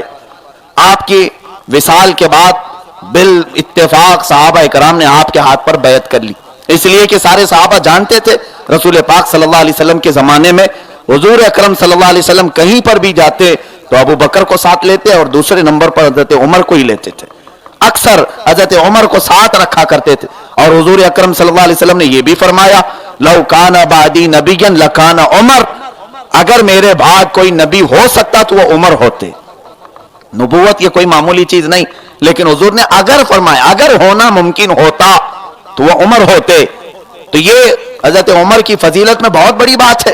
تو صحابہ جانتے تھے کہ جس کے متعلق اللہ کے نبی صلی اللہ علیہ وسلم یہ فرماتے ہوں اور حضور یہ بھی فرماتے ہیں جس راستے سے عمر گزرتے ہیں اس راستے پر شیطان نہیں آتا. تو یہ فضیلتیں صحابہ کو معلوم تھی. تب بالجملہ बिल इत्तेफाक सारे लोगों ने हजरत उमर के हाथ पर बैत किया। सैयदना उमर फारूक रजी अल्लाह तआला अन्हु पहले खुतबे में यह बयान करते हैं, ऐ लोगों, मैं आज से उस खिलाफत के मामले को संभालने जा रहा हूं जिसको मुझसे पेशतर सैयदना अबू बकर सिद्दीक ने छोड़ा और रसूल करीम सल्लल्लाहु अलैहि वसल्लम के वो नकुश पर अमल करते रहे। देखना, अगर उमर का कदम जरा बराबर भी डगमगाए तो तुम क्या करोगे? सहाबा से सबसे पहले सवाल करते हैं। मैं कोशिश करूंगा कि रसूलुल्लाह के रास्ते पर चलूं, अबू बकर सिद्दीक के रास्ते पर चलूं, लेकिन अगर कोई मैं दूसरा रास्ता चल पड़ा तो एक सहाबी खड़े हो गए, सहाबा में ईमान ऐसा था, कहने लगे, है उमर, हम देखते रहेंगे, जहां तुम्हारा कदम इन रास्तों से हटेगा हमारी तलवार तुम्हारा मुकाबला करेगी। ये सहाबा हक के परचम बुलंद करने वाले थे और उनके अंदर जुर्रत भी इस बात की थी। और हजरत उमर फारूक रजी अल्लाह तआला अन्हु ने यह नहीं कहा कौन है जो मेरी गुस्ताखी कर रहा है, बल्कि उस सहाबी को सीने से लगाया और कहा, जब तक रसूलुल्लाह की उम्मत में हक के लिए खड़े होने वाले ऐसे लोग रहेंगे, दीन का निजाम कभी दरहम बरहम नहीं हो सकता। आज इसी बात की जरूरत है, हक को पहचानो। या नफ्स की सुनी जाती, हमारा नफ्स जिसे चाहे हम उसे खड़ा करेंगे, हक जिसे चाहे उसकी बात पसंद करो और उसके पीछे चलने की कोशिश करो। सैयदना उमर फारूक रजी अल्लाह तआला अन्हु के खलीफा बनते ही जो मामलात पेश आए, अल्लाह अकबर, रब तबारक व तआला ने इस्लाम को इतनी फतूहात अता फरमाई, इतने रास्ते खुले कि हजरत उमर कई सहाबा की जमातों को, लश्कर को सबसे पहले मुल्क शाम भेजते हैं, ईरान भेजते हैं और इराक भेजते हैं। ये तीन मुल्क उस जमाने के बड़े मुल्क हैं, इराक, मुल्क शाम, मुल्क ईरान, फारस उसको कहा जाता था। और हजरत उमर फारूक रजी अल्लाह तआला अन्हु की खिलाफत को सिर्फ 3.5 साल या 4 साल गुजरे थे कि ये तीनों मुल्कों के इस्लाम में दाखिल होने की बशारतें आ गई। एक दो नहीं, 3 बड़े मुल्क सैयदना उमर फारूक के तख्ते खिलाफत के अंदर में आए। और उसके बाद ये फतूहात का सिलसिला यही नहीं रुका। हजरत उमर फारूक रजी अल्लाह तआला अन्हु की खिलाफत के जमाने में मिस्र फतह हुआ, बैतुल मुकद्दस फतह हुआ, और उसके अलावा अफ्रीका तक इस्लामी फौजें पहुंची, यूरोप तक इस्लामी फौजें पहुंचने लगी, और फिर एशिया का हिस्सा तो ऑलरेडी बहुत सारा इस्लाम में जा चुका था। कितने तारीख लिखने वालों ने लिखा है 17 लाख स्क्वायर किलोमीटर पर इस्लामी हुकूमत कायम हो चुकी थी, 17 लाख, और बाज लोगों ने लिखा है 36 lakh square kilometre. 36 lakh square kilometre मामूली नहीं होता है। स्क्वायर फीट आप जानते होंगे 1000 स्क्वायर फीट, में स्क्वायर किलोमीटर की बात कर रहा हूं। 36 लाख स्क्वायर किलोमीटर पर इस्लामी हुकूमत कायम हो चुकी थी और वो तने तना हजरत उमर की निगरानी में चल रही थी। लेकिन सैयदना उमर फारूक रजी अल्लाह तआला अन्हु इतनी मजबूती से दामन रसूल को थामे हुए थे कि हर मामले पर सुन्नत रसूल पर अमल करते थे। रसूल करीम सल्लल्लाहु तआला अलैहि वसल्लम की शरीयत से अगर कोई बाल बराबर भी हटता तो हजरत उमर उसकी बराबर सजा और बराबर सरकुबी करते थे। हत्ता कि रिवायात में लिखा है आपके कंधे पर हमेशा कोड़ा रहता ही था, बाजार में जाते कोड़ा वैसे ही रहता था। ये कोड़ा क्या है? इस्लामी निजाम में खलीफा वक्त या हाकिम वक्त जो सजा देता है वो कोड़े की सजा होती थी। कोड़ा कोई तुम्हारी पैंट में पहनने वाले बेल्ट को नहीं कहते, वो चमड़े का पट्टा कि एक पड़े तो जिस्म का चमड़ा लग के साथ में आ जाए। ये बहुत सख्त सजा होती थी कोड़े की, और उस जमाने के मजबूत लोग उसे बर्दाश्त भी कर ले जाते। हजरत उमर उनका कोड़ा ये था। बाज लोग ये कहते कि कोड़ा लेके क्यों फिरते हैं आप? तब आपने एक तारीखी जुमला फरमाया था जिसको मैंने कहा है, बहुत सारे लोग अल्लाह के डर से इस्लाम पर अमल करते हैं और कुछ लोग कोड़े के डर से। तो बहरहाल दोनों को इस्लाम पर अमल कराना है। कोड़े वाले चंद दिनों के बाद अल्लाह वाले भी बन सकते हैं, थोड़े दिनों के बाद वो भी अल्लाह वाले बन जाते हैं। जैसे बचपन में बच्चे लकड़ी के डर से पढ़ते हैं, बाद में एक मकाम ऐसा आता है कि वो अल्लाह के खौफ से भी पढ़ने लग जाते हैं। हजरत उमर का ये मिजाज था कि सैयदना उमर फारूक रजी अल्लाह तआला अन्हु निजाम खिलाफत को ऐसे अदल और इंसाफ के साथ कायम किए हुए थे, ऐसा अदल कि आज भी दुनिया में जब कभी अदालत की मिसाल दी जाती है तो हजरत उमर की मिसाल दी जाती। आपको मैं यहां इंडिया की बात बताऊं, इंडिया में जब यहां का पहला वजीर आजम जवाहरलाल नेहरू उस जमाने में प्राइम मिनिस्टर था, तो कुछ मुसलमानों पर जुल्म हुए। तो दिल्ली के कुछ मुसलमानों ने, होता है हमारे अक्सर मुसलमान नौजवान जोश में आते भी हैं तो ऐसी बातें करते हैं जो उनके लिए लायक नहीं होती। हमारे अंदर वो हैं, ये हैं डेयरिंग के, जो जिसको मुंबई में बोल बच्चन कहते हैं, ये तमाम जुमले होते हैं। हाँ, हम भाई के लोग हैं, हम दादा के लोग हैं, फलां के लोग हैं, अपनी निस्बत ऐसों के साथ जोड़ते हैं। तो उस वक्त के कुछ मुसलमानों ने यह कहा कि समझा लो हिंदुस्तान के इन लोगों को जो मुसलमानों पर जुल्म कर रहे हैं, वरना हम में चंगेज खान और हिलाकू भी आए हैं, अगर हमारा कोई चंगेज खान उठ गया तो फिर तुम्हारी खैर नहीं होगी। ये कुछ मुसलमानों ने ऐलान किया। चंगेज खान एक बहुत जालिम बादशाह आया है, हलाकू एक बड़ा जालिम, बहुत सारे लोगों को इसने कत्ल किया है। मैं समझता हूं ऐसों का मुसलमानों के साथ ताल्लुक जोड़ना भी अच्छी बात नहीं। मैं कभी अकबर बादशाह को मुसलमान समझा नहीं, माना भी नहीं। हां, कुछ आदिल और मुनसिफ बादशाह आए हैं जिनकी हुकूमत को हम सलाम करते हैं, लेकिन मुसलमान कभी कभार गुंडों को अपना हीरो समझ बैठते हैं, कभी कभार दादा और मवालियों को अपना हीरो मॉडल समझते हैं। कहीं पर भी बात फंसे तो उसका नाम ले लिया। मैं भाई का आदमी हूं और हमारे अंदर एक भाई है, उठेगा तो सबको फिर कुचल डालेगा।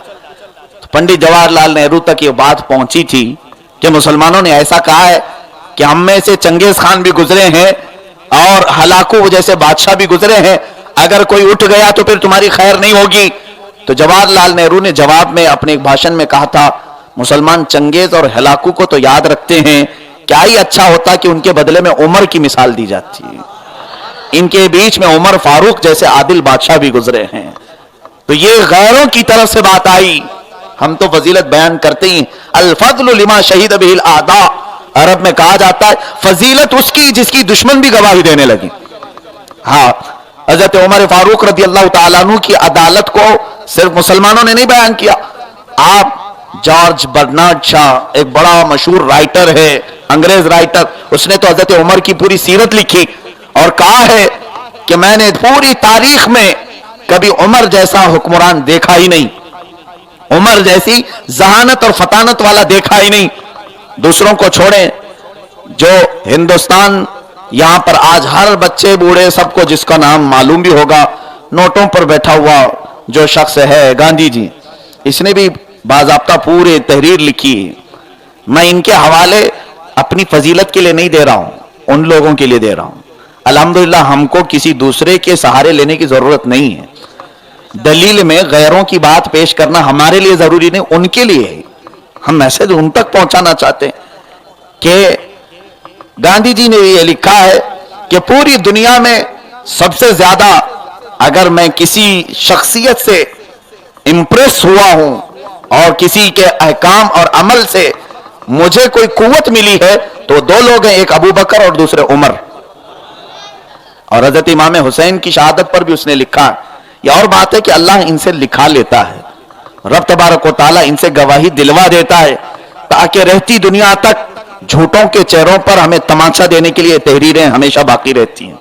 अजीज़ान गिरामी, हम सबको आज अगर फख्र करना है किसी बात पर तो चंगेज खान पर नहीं, हलाकू पर नहीं, किसी गुंडे मवाली पर नहीं।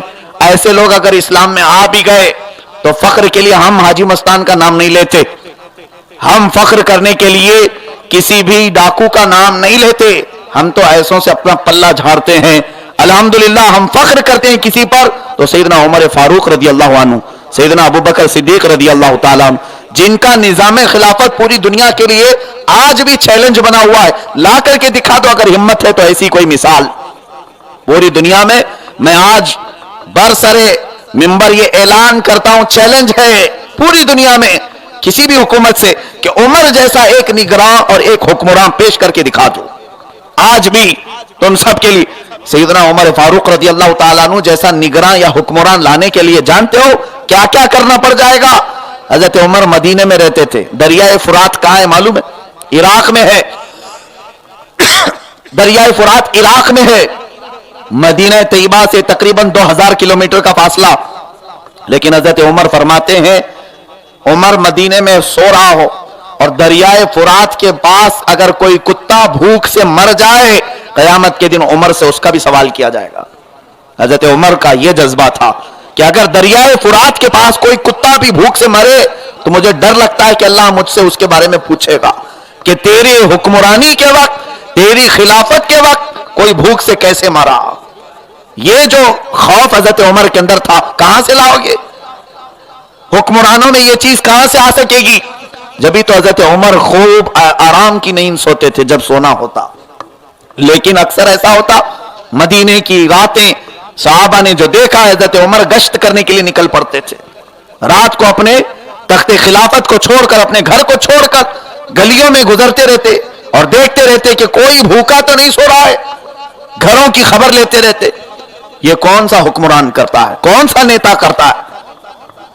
اور کس کو آج ہماری غریبی کی فکر ہے؟ کس کو آج بھوک کی فکر ہے؟ میاں پڑوسی فکر نہیں کرتے، کہاں حکمران فکر کریں گے؟ حضرت عمر فاروق رضی اللہ تعالیٰ وہ رسول اللہ کا ایسا جانشین کہ اپنے گھر سے نکل کر گلی کوچوں میں آوازیں سنتے رہتے. ایک گھر کے قریب کچھ آوازیں آنے لگی بچوں کی رونے کی. آپ کھڑکی کے قریب کان لگاتے ہیں کس بات پر یہاں بچوں کے رونے کی آواز آ رہی؟ اور سے سنا تو بچے بھوک سے اپنی ماں سے کہہ رہے ہیں اماں کل بھی تو نے ایسے بہانے بنا کر کے ہم کو سلا دیا تھا اور پرسوں بھی ہم بھوکے سوئے، آج بھی ہانڈی چڑھی ہے چولہے پر، کھانا ملے گا کب؟ وہ عورت، 3 بچے ہیں، چٹائی پر بیٹھے ہوئے اپنی ماں سے گفتگو کر رہے ہیں. ماں ہانڈی چولہے پر چڑھائی ہوئی ہے اور کہتی ہے بیٹا دیکھو پک تو رہا ہے کھانا، تھوڑی دیر آرام کرو آرام کرو. اور وہ عورت کھانا نہیں پکا رہی تھی، پانی رکھ کر اس میں پتھر ڈال کر کے بچوں کو دل بہلا رہی تھی. گھر میں کھانے کی کوئی چیز نہیں تھی، ہانڈی میں پانی کھول رہا ہے اور پتھر، اور ان بچوں کو بہلاتے ہوئے سلا رہی ہے تھوڑی دیر سو جاؤ پک جائے گا میں اٹھا دوں. بچے روتے روتے سو گئے. حضرت عمر فاروق رضی اللہ تعالیٰ عنہ یہ حالات دیکھتے ہیں اور رو پڑتے ہیں. فوراً بیت المال تشریف لائے اور آٹے کی ایک گونی پوری بھر لی، سامان غلہ اناج سب لے لیا، اپنی پیٹھ پر اٹھا کر کے چلنے لگے. حضرت سالم جو حضرت عمر کے غلام ہیں کہنے لگے آقا امیر المومنین یہ گونیاں یہ سامان کی چیزیں ہمیں دے دیں. حضرت عمر منع کرتے ہیں کیا کل قیامت کے دن میرا بوجھ تم اٹھانے کے لیے تیار ہو؟ یہ سارا سامان کا بوجھ اپنے کندھے پر اٹھا کر کے لاتے ہیں اور اس خاتون کے گھر کے دروازے کو دستک دیا. جب دروازہ کھلا تو پوچھتی ہے کون ہے؟ حضرت عمر اپنے چہرے پر نقاب ڈالے ہوئے تھے. کہتے ہیں بہن تمہارا ایک بھائی، میں نے سوچا ہے کہ آج تمہارے گھر میں کھانا بن جائے، روٹی بن جائے، میں بھی کھا لوں تم بھی کھا لو. وہ عورت بلاتی ہے بڑے اچھے وقت پر آئے ہو، آ جاؤ. حضرت عمر اپنے ہاتھوں سے آٹا گوندتے ہیں، توا رکھا، اپنے ہاتھوں سے روٹیاں پکائیں، بچوں کو اٹھایا اور روٹیاں ان کے منہ میں ڈالنے لگے، لقمے ڈالنے لگے. وہ عورت دور بیٹھ کر دیکھتی رہی اور روتی رہی اور کہتی رہی شاید اللہ میرے گھر میں فرشتہ بھیجا ہے جو میرے بچوں کی بھوک مٹانے کے لیے آیا ہے، کئی دن سے فاقہ چل رہا ہے. جب سب کھا چکے تو حضرت عمر اس خاتون سے پوچھتے ہیں اے میری بہن تیرا کیا حال ہے؟ کہتی سب ٹھیک ٹھاک ہے لیکن بس بے سر و سامانی کے عالم میں، شوہر کا انتقال ہوا، کمانے کا کوئی ذریعہ نہیں، گھر فاقہ کسی میں گزر رہا ہے. حضرت عمر کہتے ہیں تب تیری یہ خبر وقت کے خلیفہ عمر کو پہنچی یا نہیں پہنچی؟ اور عمر کے بارے میں تیرا کیا خیال ہے؟ وہ عورت کہنے لگی چھوڑو عمر کی بات، چھوڑو عمر کی بات. عمر کے بارے میں سنا ہے بہت نیک آدمی ہے، اچھا آدمی ہے، رسول اللہ کا ساتھی ہے. حضرت عمر پوچھتے ہیں تو پھر تو اس سے راضی ہے؟ کہنے لگی میں کیسے اس سے راضی رہوں گی جس عمر کو میرے گھر کی خبر نہ ہو، میرے بچے بھوک سے سو رہے ہو اور عمر اپنے تخت پر بیٹھا ہو. وہ عورت یہ بات کہہ رہی تھی، حضرت عمر زور سے ہچکیاں لے کر رونے لگ گئے، ہچکیاں بند گئی. وہ خاتون پوچھتی ہے اے میرے عزیز بھائی تجھے کیا ہوا عمر کی برائی سن کر؟ تو عمر کا بہت قریبی ساتھی ہے، کیا عمر سے تو بہت محبت کرتا ہے، تجھے کیوں یہ بات بری لگی؟ میں تو عمر کے خلیفہ ہونے پر سوال اٹھا رہی ہوں کہ ہم غریبوں کا خیال نہیں رکھا. حضرت عمر اپنے چہرے سے نقاب ہٹاتے اور کہتے ہیں بہن جس کی ناراضگی تیرے دل میں ہے وہ عمر میں ہوں. اتنا سننا تھا کہ وہ خاتون کپ کپی تاری ہو گئی کیونکہ جلال عمر مشہور تھا، کہیں مجھ پر کوڑے نہ برس جائیں، میں نے خلیفہ کی بے حرمتی کی، یہ توہین کی. حضرت عمر کہنے لگے ہرگز نہیں، تجھ پر میں سختی کرنے نہیں آیا ہوں، میں اپنے غلطیوں کا کفارہ ادا کرنے آیا ہوں. اے میری عزیز بہن کیا تو عمر کے بارے میں اب بھی وہی خیال رکھتی ہے جو تھوڑی دیر پہلے کہہ رہی تھی؟ وہ کہتی ہے میں اب رب ذوالجلال کے حضور हाथ उठा करके अर्ज करती है, मौला मैं उमर से राजी हूं और उमर की खिलाफत को सुबह क़यामत तक चला, इसलिए कि हम जैसे घरों तक अगर किसी का माल पहुंच सकता है तो सिवाय उमर के किसी का माल नहीं पहुंचेगा। गुरबा और मसाकीन उस वक्त ये अलल ऐलान कहते थे कि हां अगर कोई गरीबों तक पहुंच सकता है तो हजरत उमर ही पहुंच सकते हैं। वो सैयदना उमर फारूक रदी अल्लाह ताला जो रात की निगरानी के वक्त, हत्ता कि एक काफिला गुजर रहा था मदीना तैयबा से, उस काफिले में एक औरत दर्द ज़हम में मुब्तला थी, यानी डिलीवरी का वक्त करीब आया था, वो मुसाफिर थे। हजरत उमर उस वक्त रात की निगरानी के लिए बाहर रहते थे। वो काफिले वाले बड़े परेशान थे, क्या किया जाए कि रास्ते में ऐसी हालत पेश आई और औरत की हालत बड़ी नाजुक थी। हजरत उमर ने वो काफिला रुकवाया और रुकवा करके उनके लिए इंतजाम करवाया और अपनी ज़ौजा मोहतरमा और अपनी बेटी सैयदा हफ्सा रदी अल्लाह ताला अन्हा को बुलाया जो रसूलुल्लाह की ज़ौजा है, उम्मुल मोमिनीन। ये दोनों खवातीन आई और जचगी के मामलात, डिलीवरी के मामलात अमीरुल मोमिनीन के घर की औरतें पूरा करती हैं। और उसके बाद हजरत उमर फारूक को अंदर से पुकार कर कहती हैं, अमीरुल मोमिनीन मुबारक हो, बेटा हुआ है। तब काफिले वालों को पता चला कि हमारे ये हालात पूरे करने वाला वक्त का अमीरुल मोमिनीन है। ये सैयदना उमर फारूक जिनका निजाम खिलाफत, जिनका निजाम अदालत दुनिया कहां से ला सकेगी, कहां से ला सकेगी, किसको फिक्र है। और अदल तो ऐसा कि गुरबा और मसाकीन, अपने और गैर सबके साथ बराबर का सुलूक। इसीलिए जंगे बदर में आपका सगा मामू सामने आया था, आस बिन हिशाम, जिसको आपने बिल्कुल अपने मामू होने या रिश्ते होने का कोई ख्याल नहीं किया, तलवार उठाई और कत्ल कर दिया। लोगों ने कहा तुम्हारा बहुत सगा मामू था, बरसों से तुमको बहुत चाहता था। कहने लगे हाँ मामू था, लेकिन अब गुस्साखे रसूल था, अब दुश्मन रसूल था। तो ऐसे मामू की जरूरत नहीं है जो दुश्मन रसूल हो। सैयदना उमर फारूक रदी अल्लाह ताला अन्हु का ये अदल कि आप सारे रिश्तों को नबी कौनैन सल्लल्लाहु अलैहि वसल्लम की मोहब्बत से परखते थे, हुजूर अकरम सल्लल्लाहु अलैहि वसल्लम के रिश्ते से जोड़ते थे। हजरत उमर फारूक रदी अल्लाह ताला अन्हु की खानगी मामलात, अंदरूनी हालात, अदल और इंसाफ का तकाजा ऐसे कि गस्सान का एक बादशाह इस्लाम कबूल किया था जिसका नाम जबला बिन अहम था। गस्सान एक इलाके का नाम है, वो बादशाह था और पूरी रियाया के साथ मुसलमान हुआ।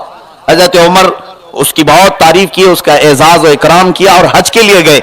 हज के वक्त तवाफ़े काबा के दरमियान एक मुसलमान का पैर उस बादशाह की लुंगी पर पड़ा, उसकी लुंगी थोड़ी सी सरक गई तो उसे गुस्सा आया और उसने खाने काबा के तवाफ के दौरान ही उस मुसलमान सहाबी को बहुत मार दिया। क्योंकि तवाफ में कोई जानबूझ करके किसी की तहबंद लुंगी खींचता नहीं, पैर पड़ गया, लेकिन वो बादशाह को गुरूर था अपने बादशाहत का, हाथ जड़ दिया, तमाचे लगाया।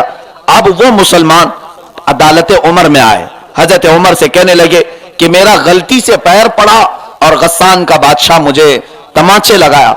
हजरत उमर फारूक रदी अल्लाह ताला अन्हु ने अदालत में बादशाह को बुलाया। वो बादशाह आया, कल तो हजरत उमर ने मिठाइयां खिलाई थी, बहुत एजाज, बहुत इकराम, बहुत सारी चीजें पेश की थी, लेकिन आज जब बुलाया हजरत उमर का लहजा ही अलग था। वो आया हजरत उमर के बगल में बैठने के लिए, आपने कहा नहीं यहां नहीं, वहां कटोरे में खड़े हो जाओ, जहां मुसलमान ने मुकदमा किया है तुम्हारे ऊपर, कटोरे में खड़े हो जाओ। वो गस्सान का बादशाह कहता है, ए उमर क्या मैं बादशाह हूं, मुझे मुजरिमों के साथ खड़ा करोगे? हजरत उमर ने कहा यह अदालत मुस्तफा है, यहां जब इंसाफ होगा तो सबको एक ही तराजू में रखा जाएगा। अब इंसाफ के बाद पता चलेगा कि तू मेरे गद्दे पर बैठेगा या ये मुसलमान मेरे बगल में बैठेगा, ये इंसाफ के बाद, फैसले के बाद पता चलेगा।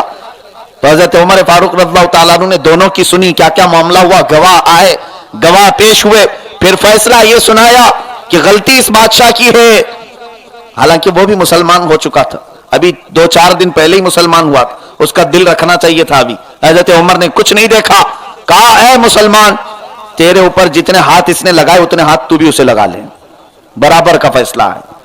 गलती से तेरा पैर पड़ा और इस वजह से उसने जितना तुझ पर ज्यादती किया वो बदला तू ले सकता है। उस मुसलमान को जैसे हजरत उमर ने ये सुनाया, वो बादशाह कहता है ऐ उमर ठीक है मैं फैसला मंजूर करता हूं, लेकिन मुझे 1 दिन का टाइम दो, कल मैं दरबार में हाजिर हो जाऊंगा, फिर ये आगे की कार्रवाई पूरी की जाए। हजरत उमर ने मोहलत दी, लेकिन इस मोहलत का फायदा उठाते हुए वो रातों रात अपने मुल्क भाग गया और मुर्तद हो गया। लोगों ने कहा उमर के एक फैसले से एक बादशाह वापस चला गया। हजरत उमर ने कहा ऐसे 1000 बादशाह जाएं, उमर को कुछ फर्क नहीं पड़ता, निजाम मुस्तफा कायम होना चाहिए। ऐसे हजार आए और जाएं, जिसको बुरा लगता है निजाम मुस्तफा वो जाए अपनी गली में, लेकिन अल्लाह के नबी के दीन पर कोई हर्फ नहीं आना चाहिए। जैसे आज कानून बनाकर बैठे हुए हैं, शरीफों के लिए अलग कानून है, गरीबों के लिए अलग कानून है। और खास तौर पर वो अरब मुल्क जिसकी आज बहुत सारे लोग दुआई देते हैं इस्लाम वहां से फैला, वहां आज भी बादशाहों के लिए जो कानून बने हुए हैं, कानून बनाम है, लेकिन जब कोई प्रिंस, कोई शहजादा पकड़ा जाता है, 10-10 जिना करके आता है, फिर भी छूट जाता है। और कोई मजदूर काम करने वाला दूसरे मुल्क से आया हुआ कहीं किसी इल्जाम में भी गिरफ्तार हुआ तो ये भरे मजमे में लाकर उसकी गर्दन उड़ाते हैं। सऊदी में आज भी ये निजाम है। मैं इसकी मुखालिफत नहीं करता कि जिना की सजा गर्दन उड़ाना नहीं होना चाहिए, नहीं हो, ठीक है, इस्लामी सजा है, लेकिन कभी अपनों की भी तो उड़ा के दिखाओ। जो अय्याश तुम्हारे कई औरतों की इज्जत को तार तार कर चुके हैं, उनकी भी उड़ा करके दिखाओ। और हैरत होगी आपको, मक्का मुकर्रमा और मदीना तैयबा में चरस और गांजा बेचने की कोशिश की जाती है, ड्रग्स वहां तक पहुंचते हैं। कैसे आए? जब तक कोई बादशाह के बेटे का हाथ नहीं होगा, सऊदी में कोई पैसा, कोई माल बाहर से आगेगा नहीं। बल्कि बहुत सारे अंग्रेज यूरोपियन कंट्रीज के, खास तौर पर ऑस्ट्रेलिया के, वो लोग इस बात की गवाही भी दे चुके हैं। कई अरब के शहजादे ऐसे हैं जिनको शराब हम सप्लाई करते हैं, शराब सप्लाई करते, जबकि सऊदी में निजाम है, कानून है, शराब पीने वाले पर 80 कोड़े लगाए जाएंगे या फिर उसको 10 साल जेल में बंद कर दिया जाएगा। और शराब बेचने वाले को उम्र कैद की सजा है और फिर फांसी की भी सजा है। वहां पर बिक भी रहा, आ भी रहा है, पी भी रहे। इसका मतलब यह हुआ कि इस्लामी निजाम हट गया है, नाम के लिए मुसलमान रह गए। गरीबों के लिए कानून, अमीरों के लिए कोई कानून नहीं। कई ऐसे मजबूर और मजदूर मारे गए, काटे गए, और कई ऐसे कानून का सहारा लेने के लिए पूरी जिंदगियां दौड़ करके आ गए, उनके साथ कभी इंसाफ नहीं हुआ। और देखना आप, बहुत सारे लोगों को ये बातें कड़वी लगती हैं, सऊदी की मुखालिफत क्यों करते हैं? इसलिए करते हैं कि वो मेरे नबी के कानून की मुखालिफत कर रहे हैं। हम आज उनकी पॉलिसी के खिलाफ इसलिए बोलते हैं कि ये दरिंदे आज मरकज इस्लाम में बैठे हैं, लेकिन कभी न्यूज में सुना आपने कि फिलिस्तीन पर जुल्म हो रहा हो तो यहां से आवाज उठाई जा रही हो? उठाई जाती है? नहीं। और हैरत की बात है, आपको यह भी सोचना चाहिए कि ये सियासत पूरी दुनिया की समझ लेना चाहिए मुसलमानों को, और अंधाधुंध किसी की तकलीद नहीं करना चाहिए। आंख बंद करके किसी के पीछे न चलो। मैं उन वहाबियों से कहता हूं जो बात बात पर सऊदी की दलील देते हैं, अब तो आंखें खोल लो। जो इस्लामी मुल्क के नाम से अब तक लोगों में मशहूर था और उसने अब जुआ खाने खोलने की इजाजत दी, सिनेमा थिएटर खोलने की इजाजत दी, औरतों के बेपर्दा होने की इजाजत दी, बीच बनाने की इजाजत दी, अब वो कौन सी शरीयत वहां कायम करने जा रहे हैं? अब इनके मुंह में कोई बात नहीं रह गई। वो इमाम हरम कहां चले गए जो पूरी दुनिया के लिए दुआ मांगते? अभी हमारे पास एक इमेज आई थी, सोने का माइक आया हुआ है खाने काबा के पास लगाने के लिए, सुनने का माइक। हमने यही पूछा कि सुनने के माइक में गरीबों के लिए दुआ करेंगे लोग? सुना का माइक लगाकर इमाम काबा दुआ करेगा, और अगर कोई बादशाहों के निजाम के बारे में बोले तो उसे जेल में डाल दिया जाए। 400 उलमा जेल में पड़े हुए हैं आज सऊदी के, और उनके बादशाहों के शहजादे भी। इस पॉलिसी के खिलाफ कोई बोले, यहूदियों के खिलाफ कोई सऊदी में बोल नहीं सकता, पाबंदी है।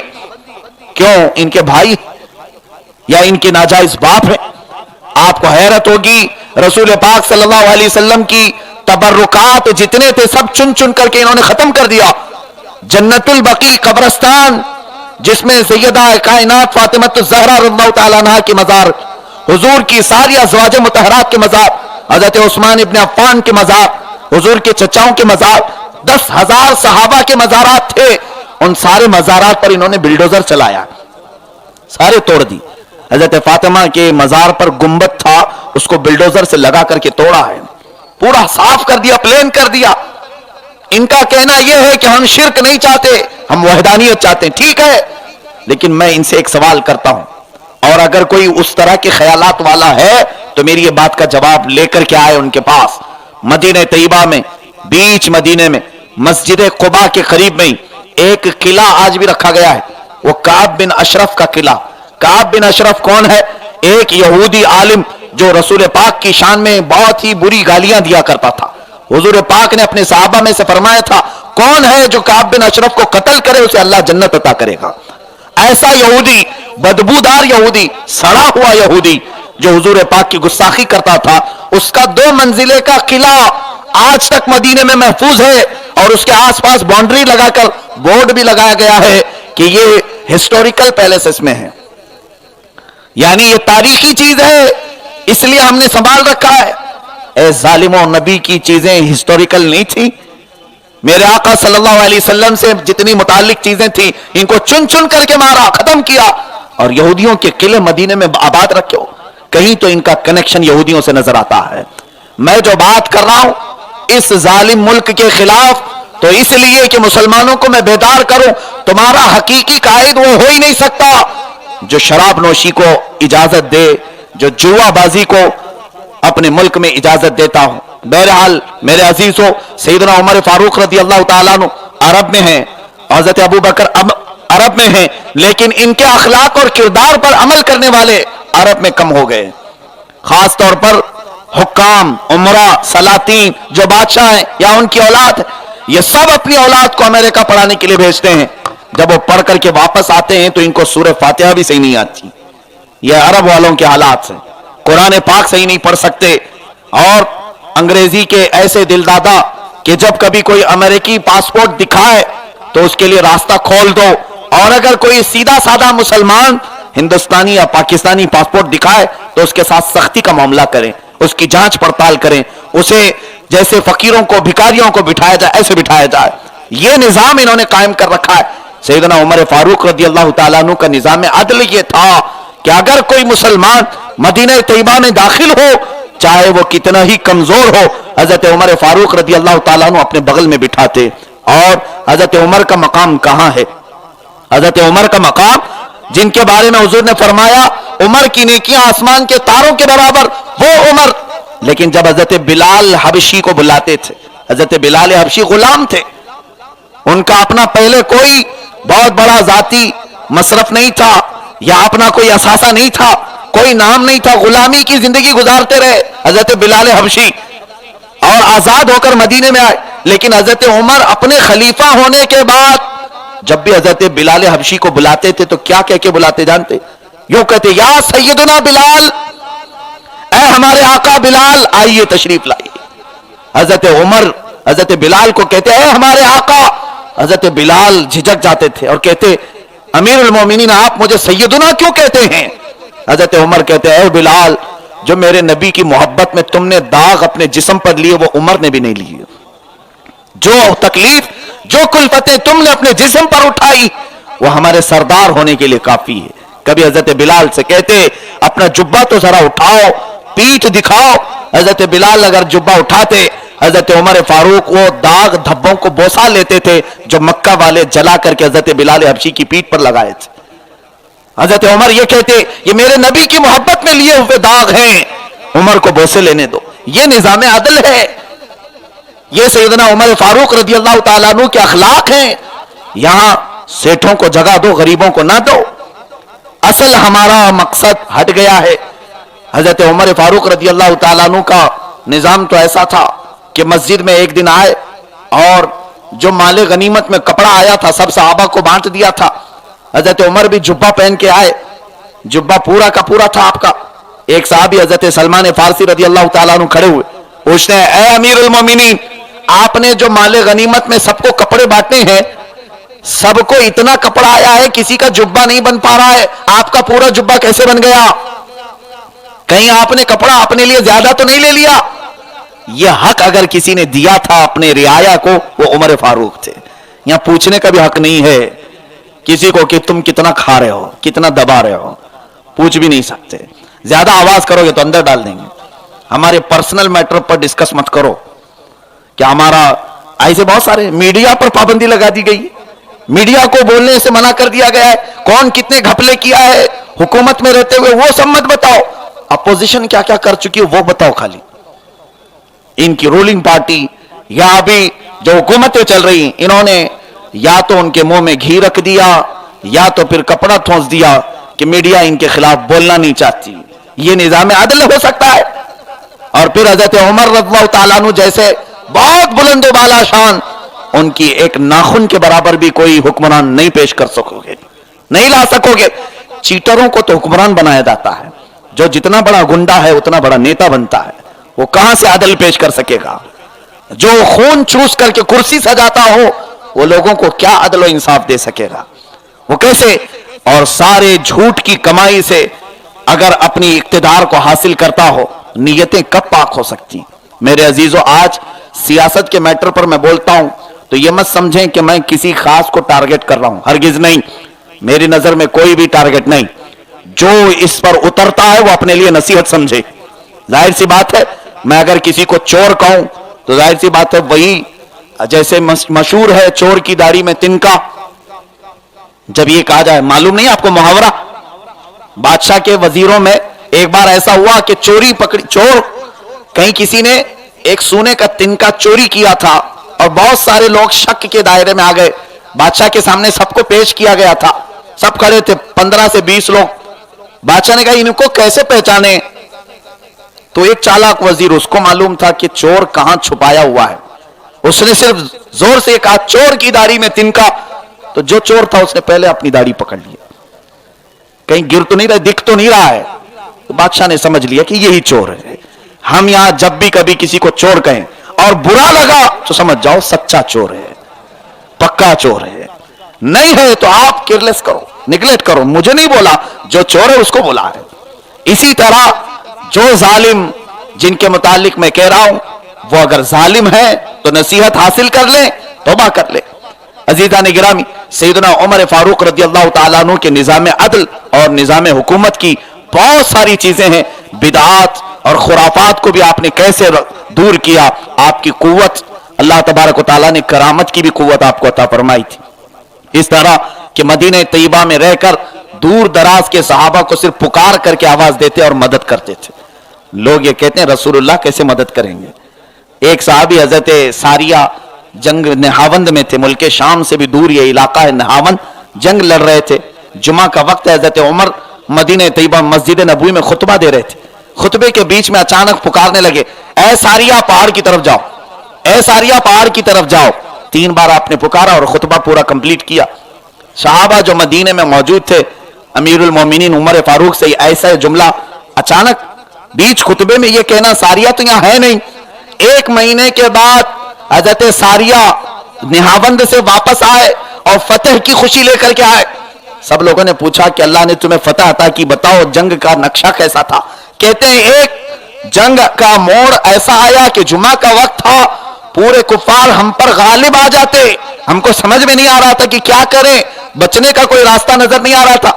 अचानक एक आवाज आई, ऐ सारिया पहाड़ की तरफ जाओ। मैं उस आवाज को सुनकर पहाड़ पर चढ़ गया और हम जैसे ही ऊपर हुए अल्लाह ने हमें फतह अता फरमाई। साहबा ने कहा, ऐ सारिया जानते हो यह आवाज अमीरुल मोमिनीन उमर इब्न खत्ताब की थी। हमने वो जुमा भी उनके पीछे पढ़ी जिस जुमा के खुतबे में आपने पुकारा था। निहावंद और मदीना कितना दूर है मालूम है? तकरीबन 1800 किलोमीटर का फासला है, 2000 किलोमीटर के करीब का फासला है। कोई वायरलेस फोन भी इतना लंबा डिस्टेंस नहीं कवर करता, और वो जमाना इंटरनेट का भी नहीं था, कोई उस वक्त फोन कॉल का जमाना नहीं था।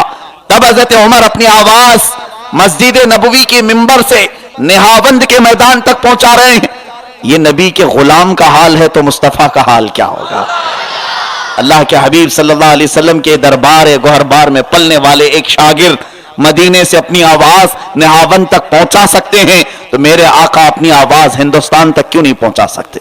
और हमारी आवाजें सुन भी सकते हैं।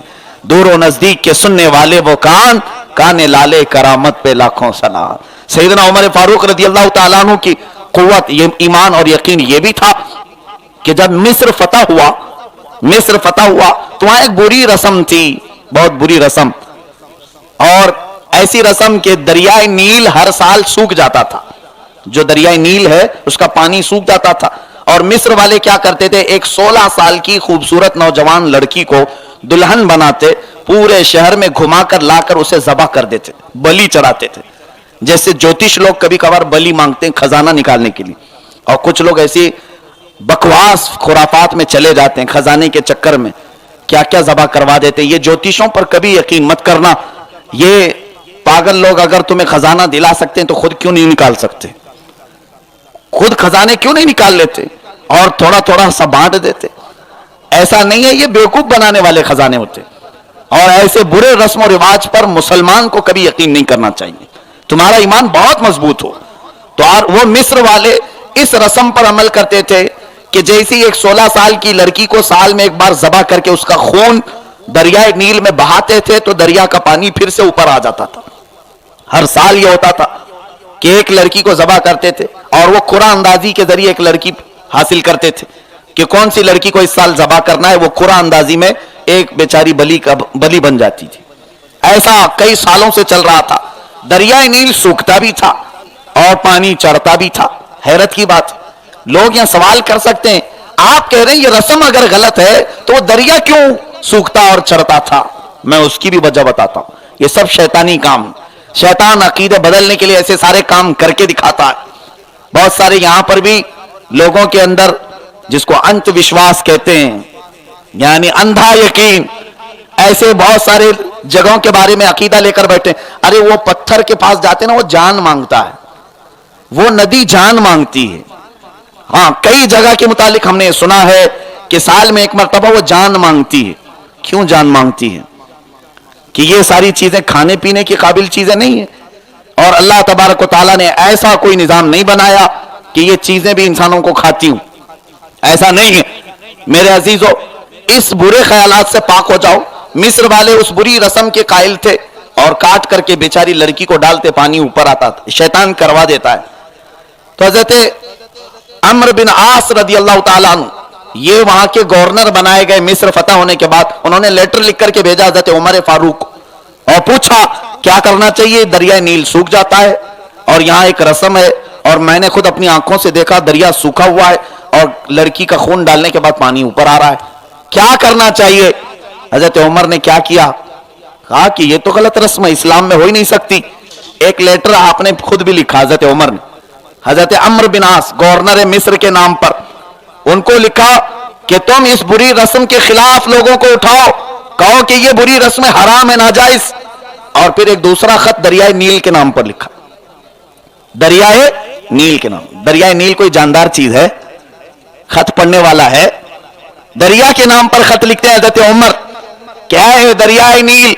ये खत उमर इब्ने खत्ताब की तरफ से नील की तरफ, और मैटर में ये लिखा था बिस्मिल्लाहिर्रहमानिर्रहीम, ऐ दरियाए नील, अगर तू अपनी मर्जी से बहता है तो तेरे पानी की हमें कोई जरूरत नहीं, और अगर अल्लाह के हुक्म से बहता है तो अल्लाह का बंदा और रसूल का खलीफा हुक्म देता है बह जा।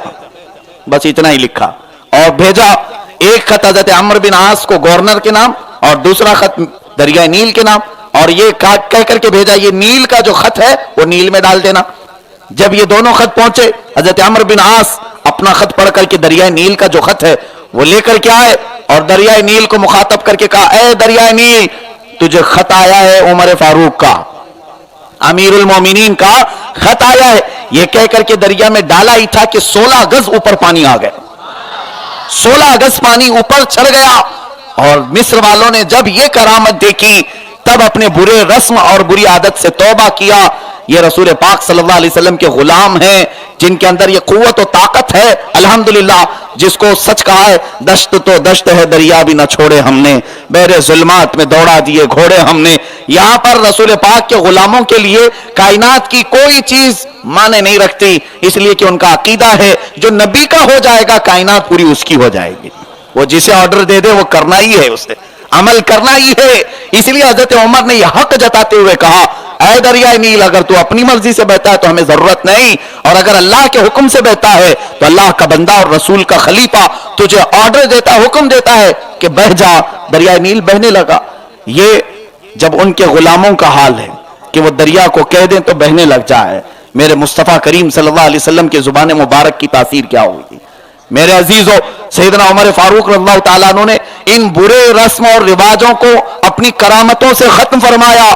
आज भी मैं आप सबको इस बात की तालीम देना चाहता हूं, तंबीह करना चाहता हूं, बुरे रस्म और रिवाज अगर अपने घरों में पनप रहे, निकाल फेंको।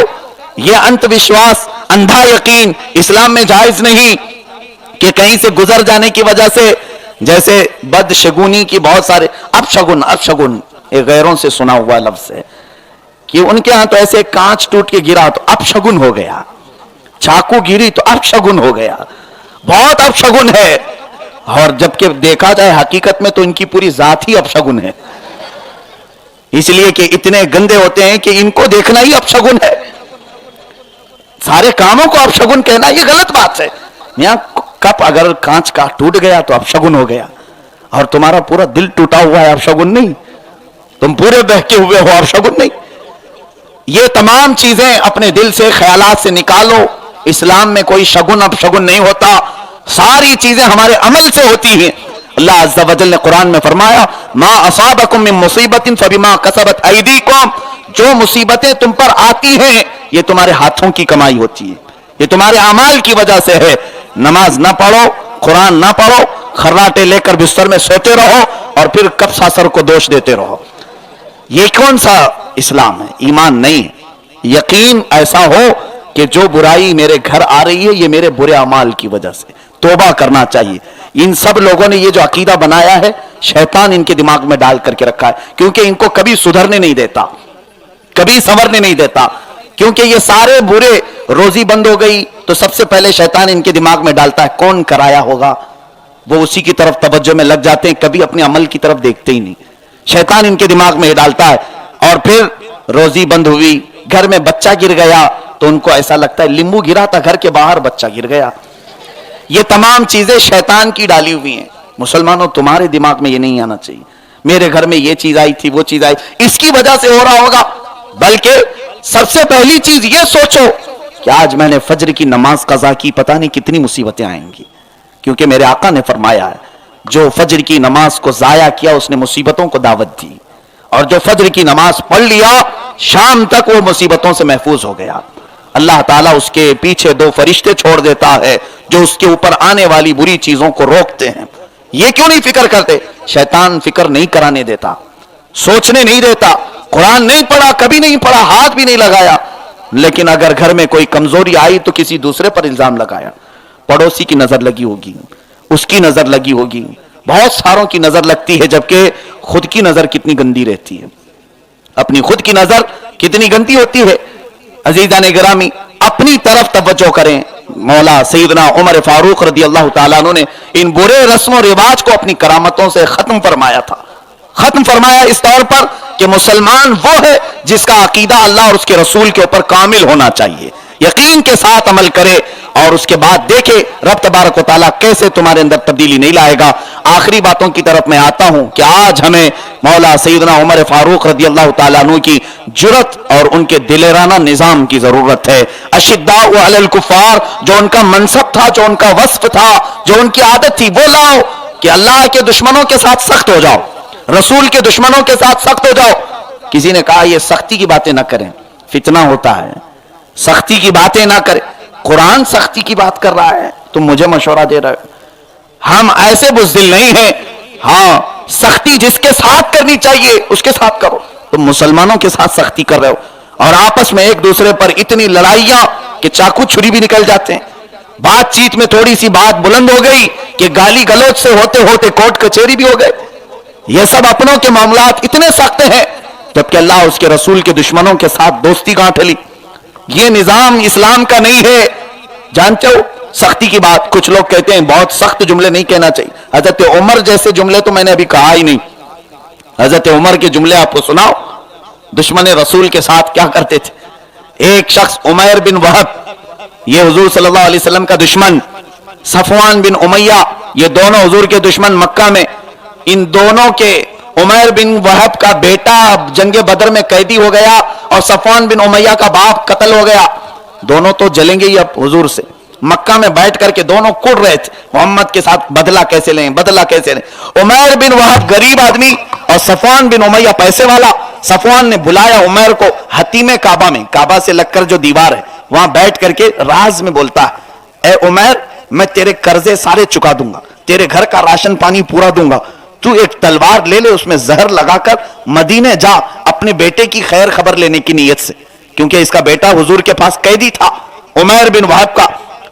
صفوان اسے کہتا ہے کہ جا اس بہانے سے تلوار لے اور محمد کا کام پورا کر کے آ جا، اور تیرا منہ مانگا انعام میں دوں گا. उमैर बिन वहाब जंगे बदर में भी काफिरों के साथ लड़ चुका, दोनों की बात तय हो गई। ये मदीने निकला, उमैर बिन वहाब तलवार जहर में बुझाकर जब मदीने आए, हुजूर सल्लल्लाहु अलैहि वसल्लम मस्जिद नबवी में थे, दरवाजे पर 4-5 सहाबा के साथ हजरत उमर खड़े थे। हजरत उमर बाहर ही खड़े थे। जैसी हजरत उमर की निगाह उमैर बिन वहाब पर पड़ी, आपने पहला जुमला क्या कहा? खुजू हाज़ल कल, पकड़ो इस कुत्ते को। ये लफ्ज अरबी में हदीस में है, क्या फरमाया? पकड़ो इस कुत्ते को। यह हजरत उमर की जुबान बोल रहा हूं, जिनको कुरान तारीफ कर रहा है। लोग हमको सख्त जुबान वाला कहते हैं। पकड़ो इस कुत्ते को, और पकड़ने का कहा और खुद अपना रुमाल गोल किया और उसकी गर्दन में लपेट करके खींचा उसको। इधर आ। क्यों आया है? जंगे बदर में तो सामने से लड़ने आया था, अभी क्यों आया है? कहा कुछ नहीं, मेरे बेटे की खैर खैरियत मालूम करने आया हूं, बेटा कैदी है तुम्हारे पास। हजरत उमर को यकीन नहीं हुआ ये जो बोल रहा है, यही काम खत्म कर देते, लेकिन सोचा कि पहले हुजूर से पूछ लो इसका क्या करना है। 2 सहाबा को वो गमछा पकड़ा करके अंदर गए, इसको अंदर मत भेजना। हुजूर से पूछने के लिए आए, आका वो उमैर बिन वहब आया है जो जंगे बदर में लड़ने के लिए हमारे साथ आया था, सबको उभारता था, और मुझे उसकी नीयत अच्छी नहीं लग रही। हुजूर ने फरमाया उमर उसको ले आओ, अंदर ले आओ। हजरत उमर उसकी गर्दन में वैसी ही ये गमछा डालकर खींचते हुए ले आए, अंदर लिया। गुस्ताखे रसूल के साथ मामला अगर ऐसा कोई करता है तो वो उमर इब्ने खत्ताब ही है। खींचते हुए लाए, और हजरत उमर ने जब ये मामला किया, हुजूर ने फरमाया छोड़ो उसको, पूछता हूं। हुजूर ने पूछा क्यों आए हो उमर? कहा कुछ नहीं, मेरे बेटे की खैर खैरियत पूछने आया। हुजूर ने फरमाया नहीं सच बोलो, क्यों आए हो? कहा कुछ नहीं, बेटे की खैर खैरियत। फिर आपने कहा फिर तलवार क्यों लेके आए हो साथ में? खैर खैरियत पूछने के लिए कोई तलवार लेके आता है? हुजूर ने जब ये बात फरमाई तो उसने और बहाना किया, अरे तलवार का क्या होना है, सफर में लेके चलता हूं, देखा नहीं आपने जंगे बदर में भी तो तलवार हमारे साथ थी, लेकिन आपका कुछ हम बिगाड़ नहीं सके। ऐसी ऐसी बातें बनाने लगा, ये चापलूसी करने लगा। हुजूर ने फरमाया चुप रहो, वो बात बोलो जो हतीम काबा में सफवान के साथ तुम करके आए। हुजूर पाक ने ये बयान किया, तलवार हाथ से छूट गई। उमैर बिन वहब की तलवार हाथ से छूट गई, कांपने लगा, और कुछ नहीं कहा अशहदु अल्ला इलाहा इल्लल्लाह व अशहदु अन्ना मुहम्मदन रसूलुल्लाह। कहते हैं अब वो उमैर आम आदमी नहीं, अब सहाबी रसूल हो गए। उनका कहना यह है कि इतने राज में बात हुई थी हतीम काबा में मेरी और सफवान की, और यहां मदीने में बैठ करके आका ने वो हमें खबर दे दी। और ये अकीदा सहाबा का था। यहां के कुछ ऐसे लोग भी हैं जो कहते हैं पीठ पीछे का इल्म नहीं, दीवार पीछे का इल्म नहीं। अजीजा ने गिरामी, हजरत उमर उसके बाद उमैर बिन वहाब को गले लगाते हैं और बाहर ले आते हैं। साहबा को कहते हैं थोड़ी देर पहले मैं इसके गले में गमछा डाला, कुत्ता बोला इसको, पकड़ो इस कुत्ते को। सुनो कफारा कैसे अदा करते, वल्लाही इन्नी लखिंजीरुन अहब्बु इलैहि मिन वल आना अहब्बु इलैया मिन बादी वलदी। कुत्ता कहा था मैंने इसको सिर्फ, लेकिन सुनो ऐ साहबा, थोड़ी देर पहले मुझे इससे भी अच्छा खिंजीर लगता था, ये खिंजीर से भी गया गुजरा था, इसलिए कि दुश्मन रसूल। लेकिन अब उमर अलल ऐलान ये कहता है अब मेरे नजदीक उमर मेरे अपने बेटे से भी ज्यादा महबूब है, इसलिए कि कलमा पढ़ चुका है, रसूल का दीवाना हो गया है। यह सैयदना उमर फारूक का निजाम था, जिसको यूं कहा गया है कि जो उनका हो गया वो हमारा है, और जो मेरे नबी से नाशना है उससे हमारा कोई ताल्लुक नहीं है। यही निजाम सहाबा ने हमें सिखाया।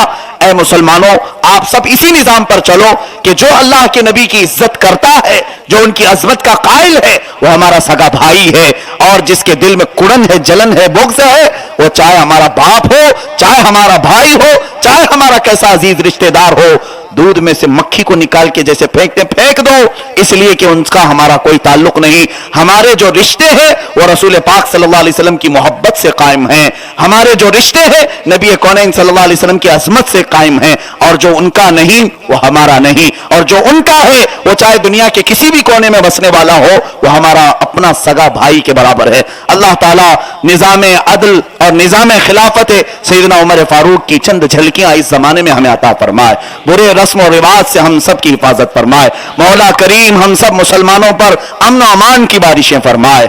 कदीर जब्बार खुदा अहकमुल हाकिमीन मौला हम सबको वो दौर फिर से अता फरमा जिसमें कुफ्फार और मुशरिकीन का दो बदू हम मुकाबला करें, और इस्लाम और सुन्नियत का बोल बाला हो, कुफ्र और शिर्क का मुंह काला हो।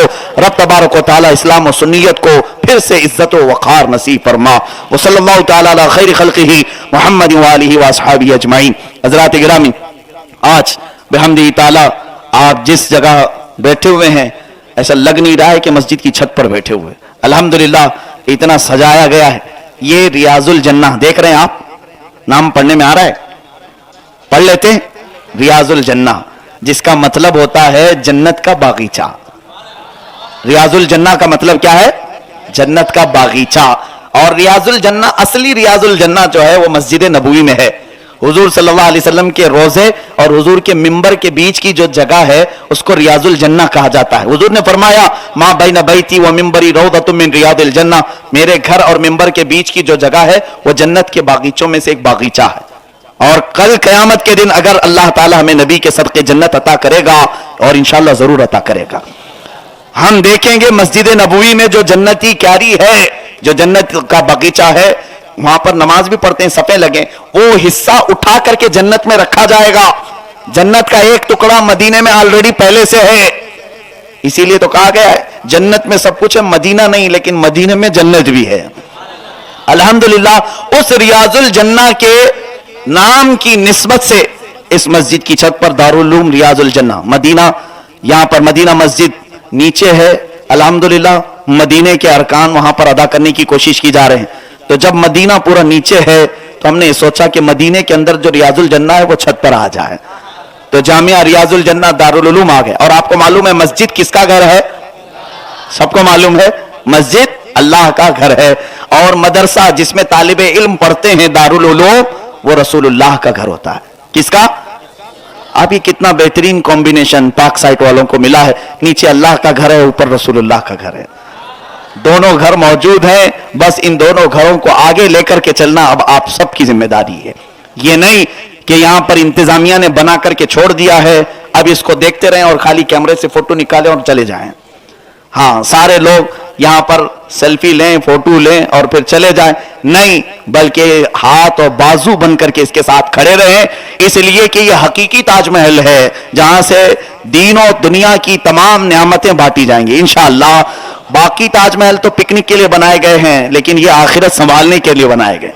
यहां पर हाफिज कुरान बनेंगे, आलिम दीन बनेंगे, हमेशा यहां काल अल्लाह और काल रसूल की सदाएं बुलंद होंगी। बच्चे यहां पर हर वक्त कुरान अजीम की तिलावत कर रहे होंगे। और ये रिवायत में है कि एक हाफिज कुरान जहां बैठकर कुरान की तिलावत करता है, आसपास के 10 घरों को बरकत अता की जाती, आसपास के 10 घरों को। तो आप कोई ये मत समझे कि मेरा घर मस्जिद से अटैच नहीं है, मुझे बरकत आएगी या नहीं। अल्हम्दुलिल्लाह हमारा ये इरादा है कि 100 हाफिज कुरान हम यहां तैयार करें। उन 100 हाफिज कुरान की बरकत सिर्फ पाक साइट नहीं, मुंबई के कोने कोने तक पहुंचेगी इंशाअल्लाह। और इस सब चीजों में आपका ताउन होना हमारे लिए बहुत जरूरी है।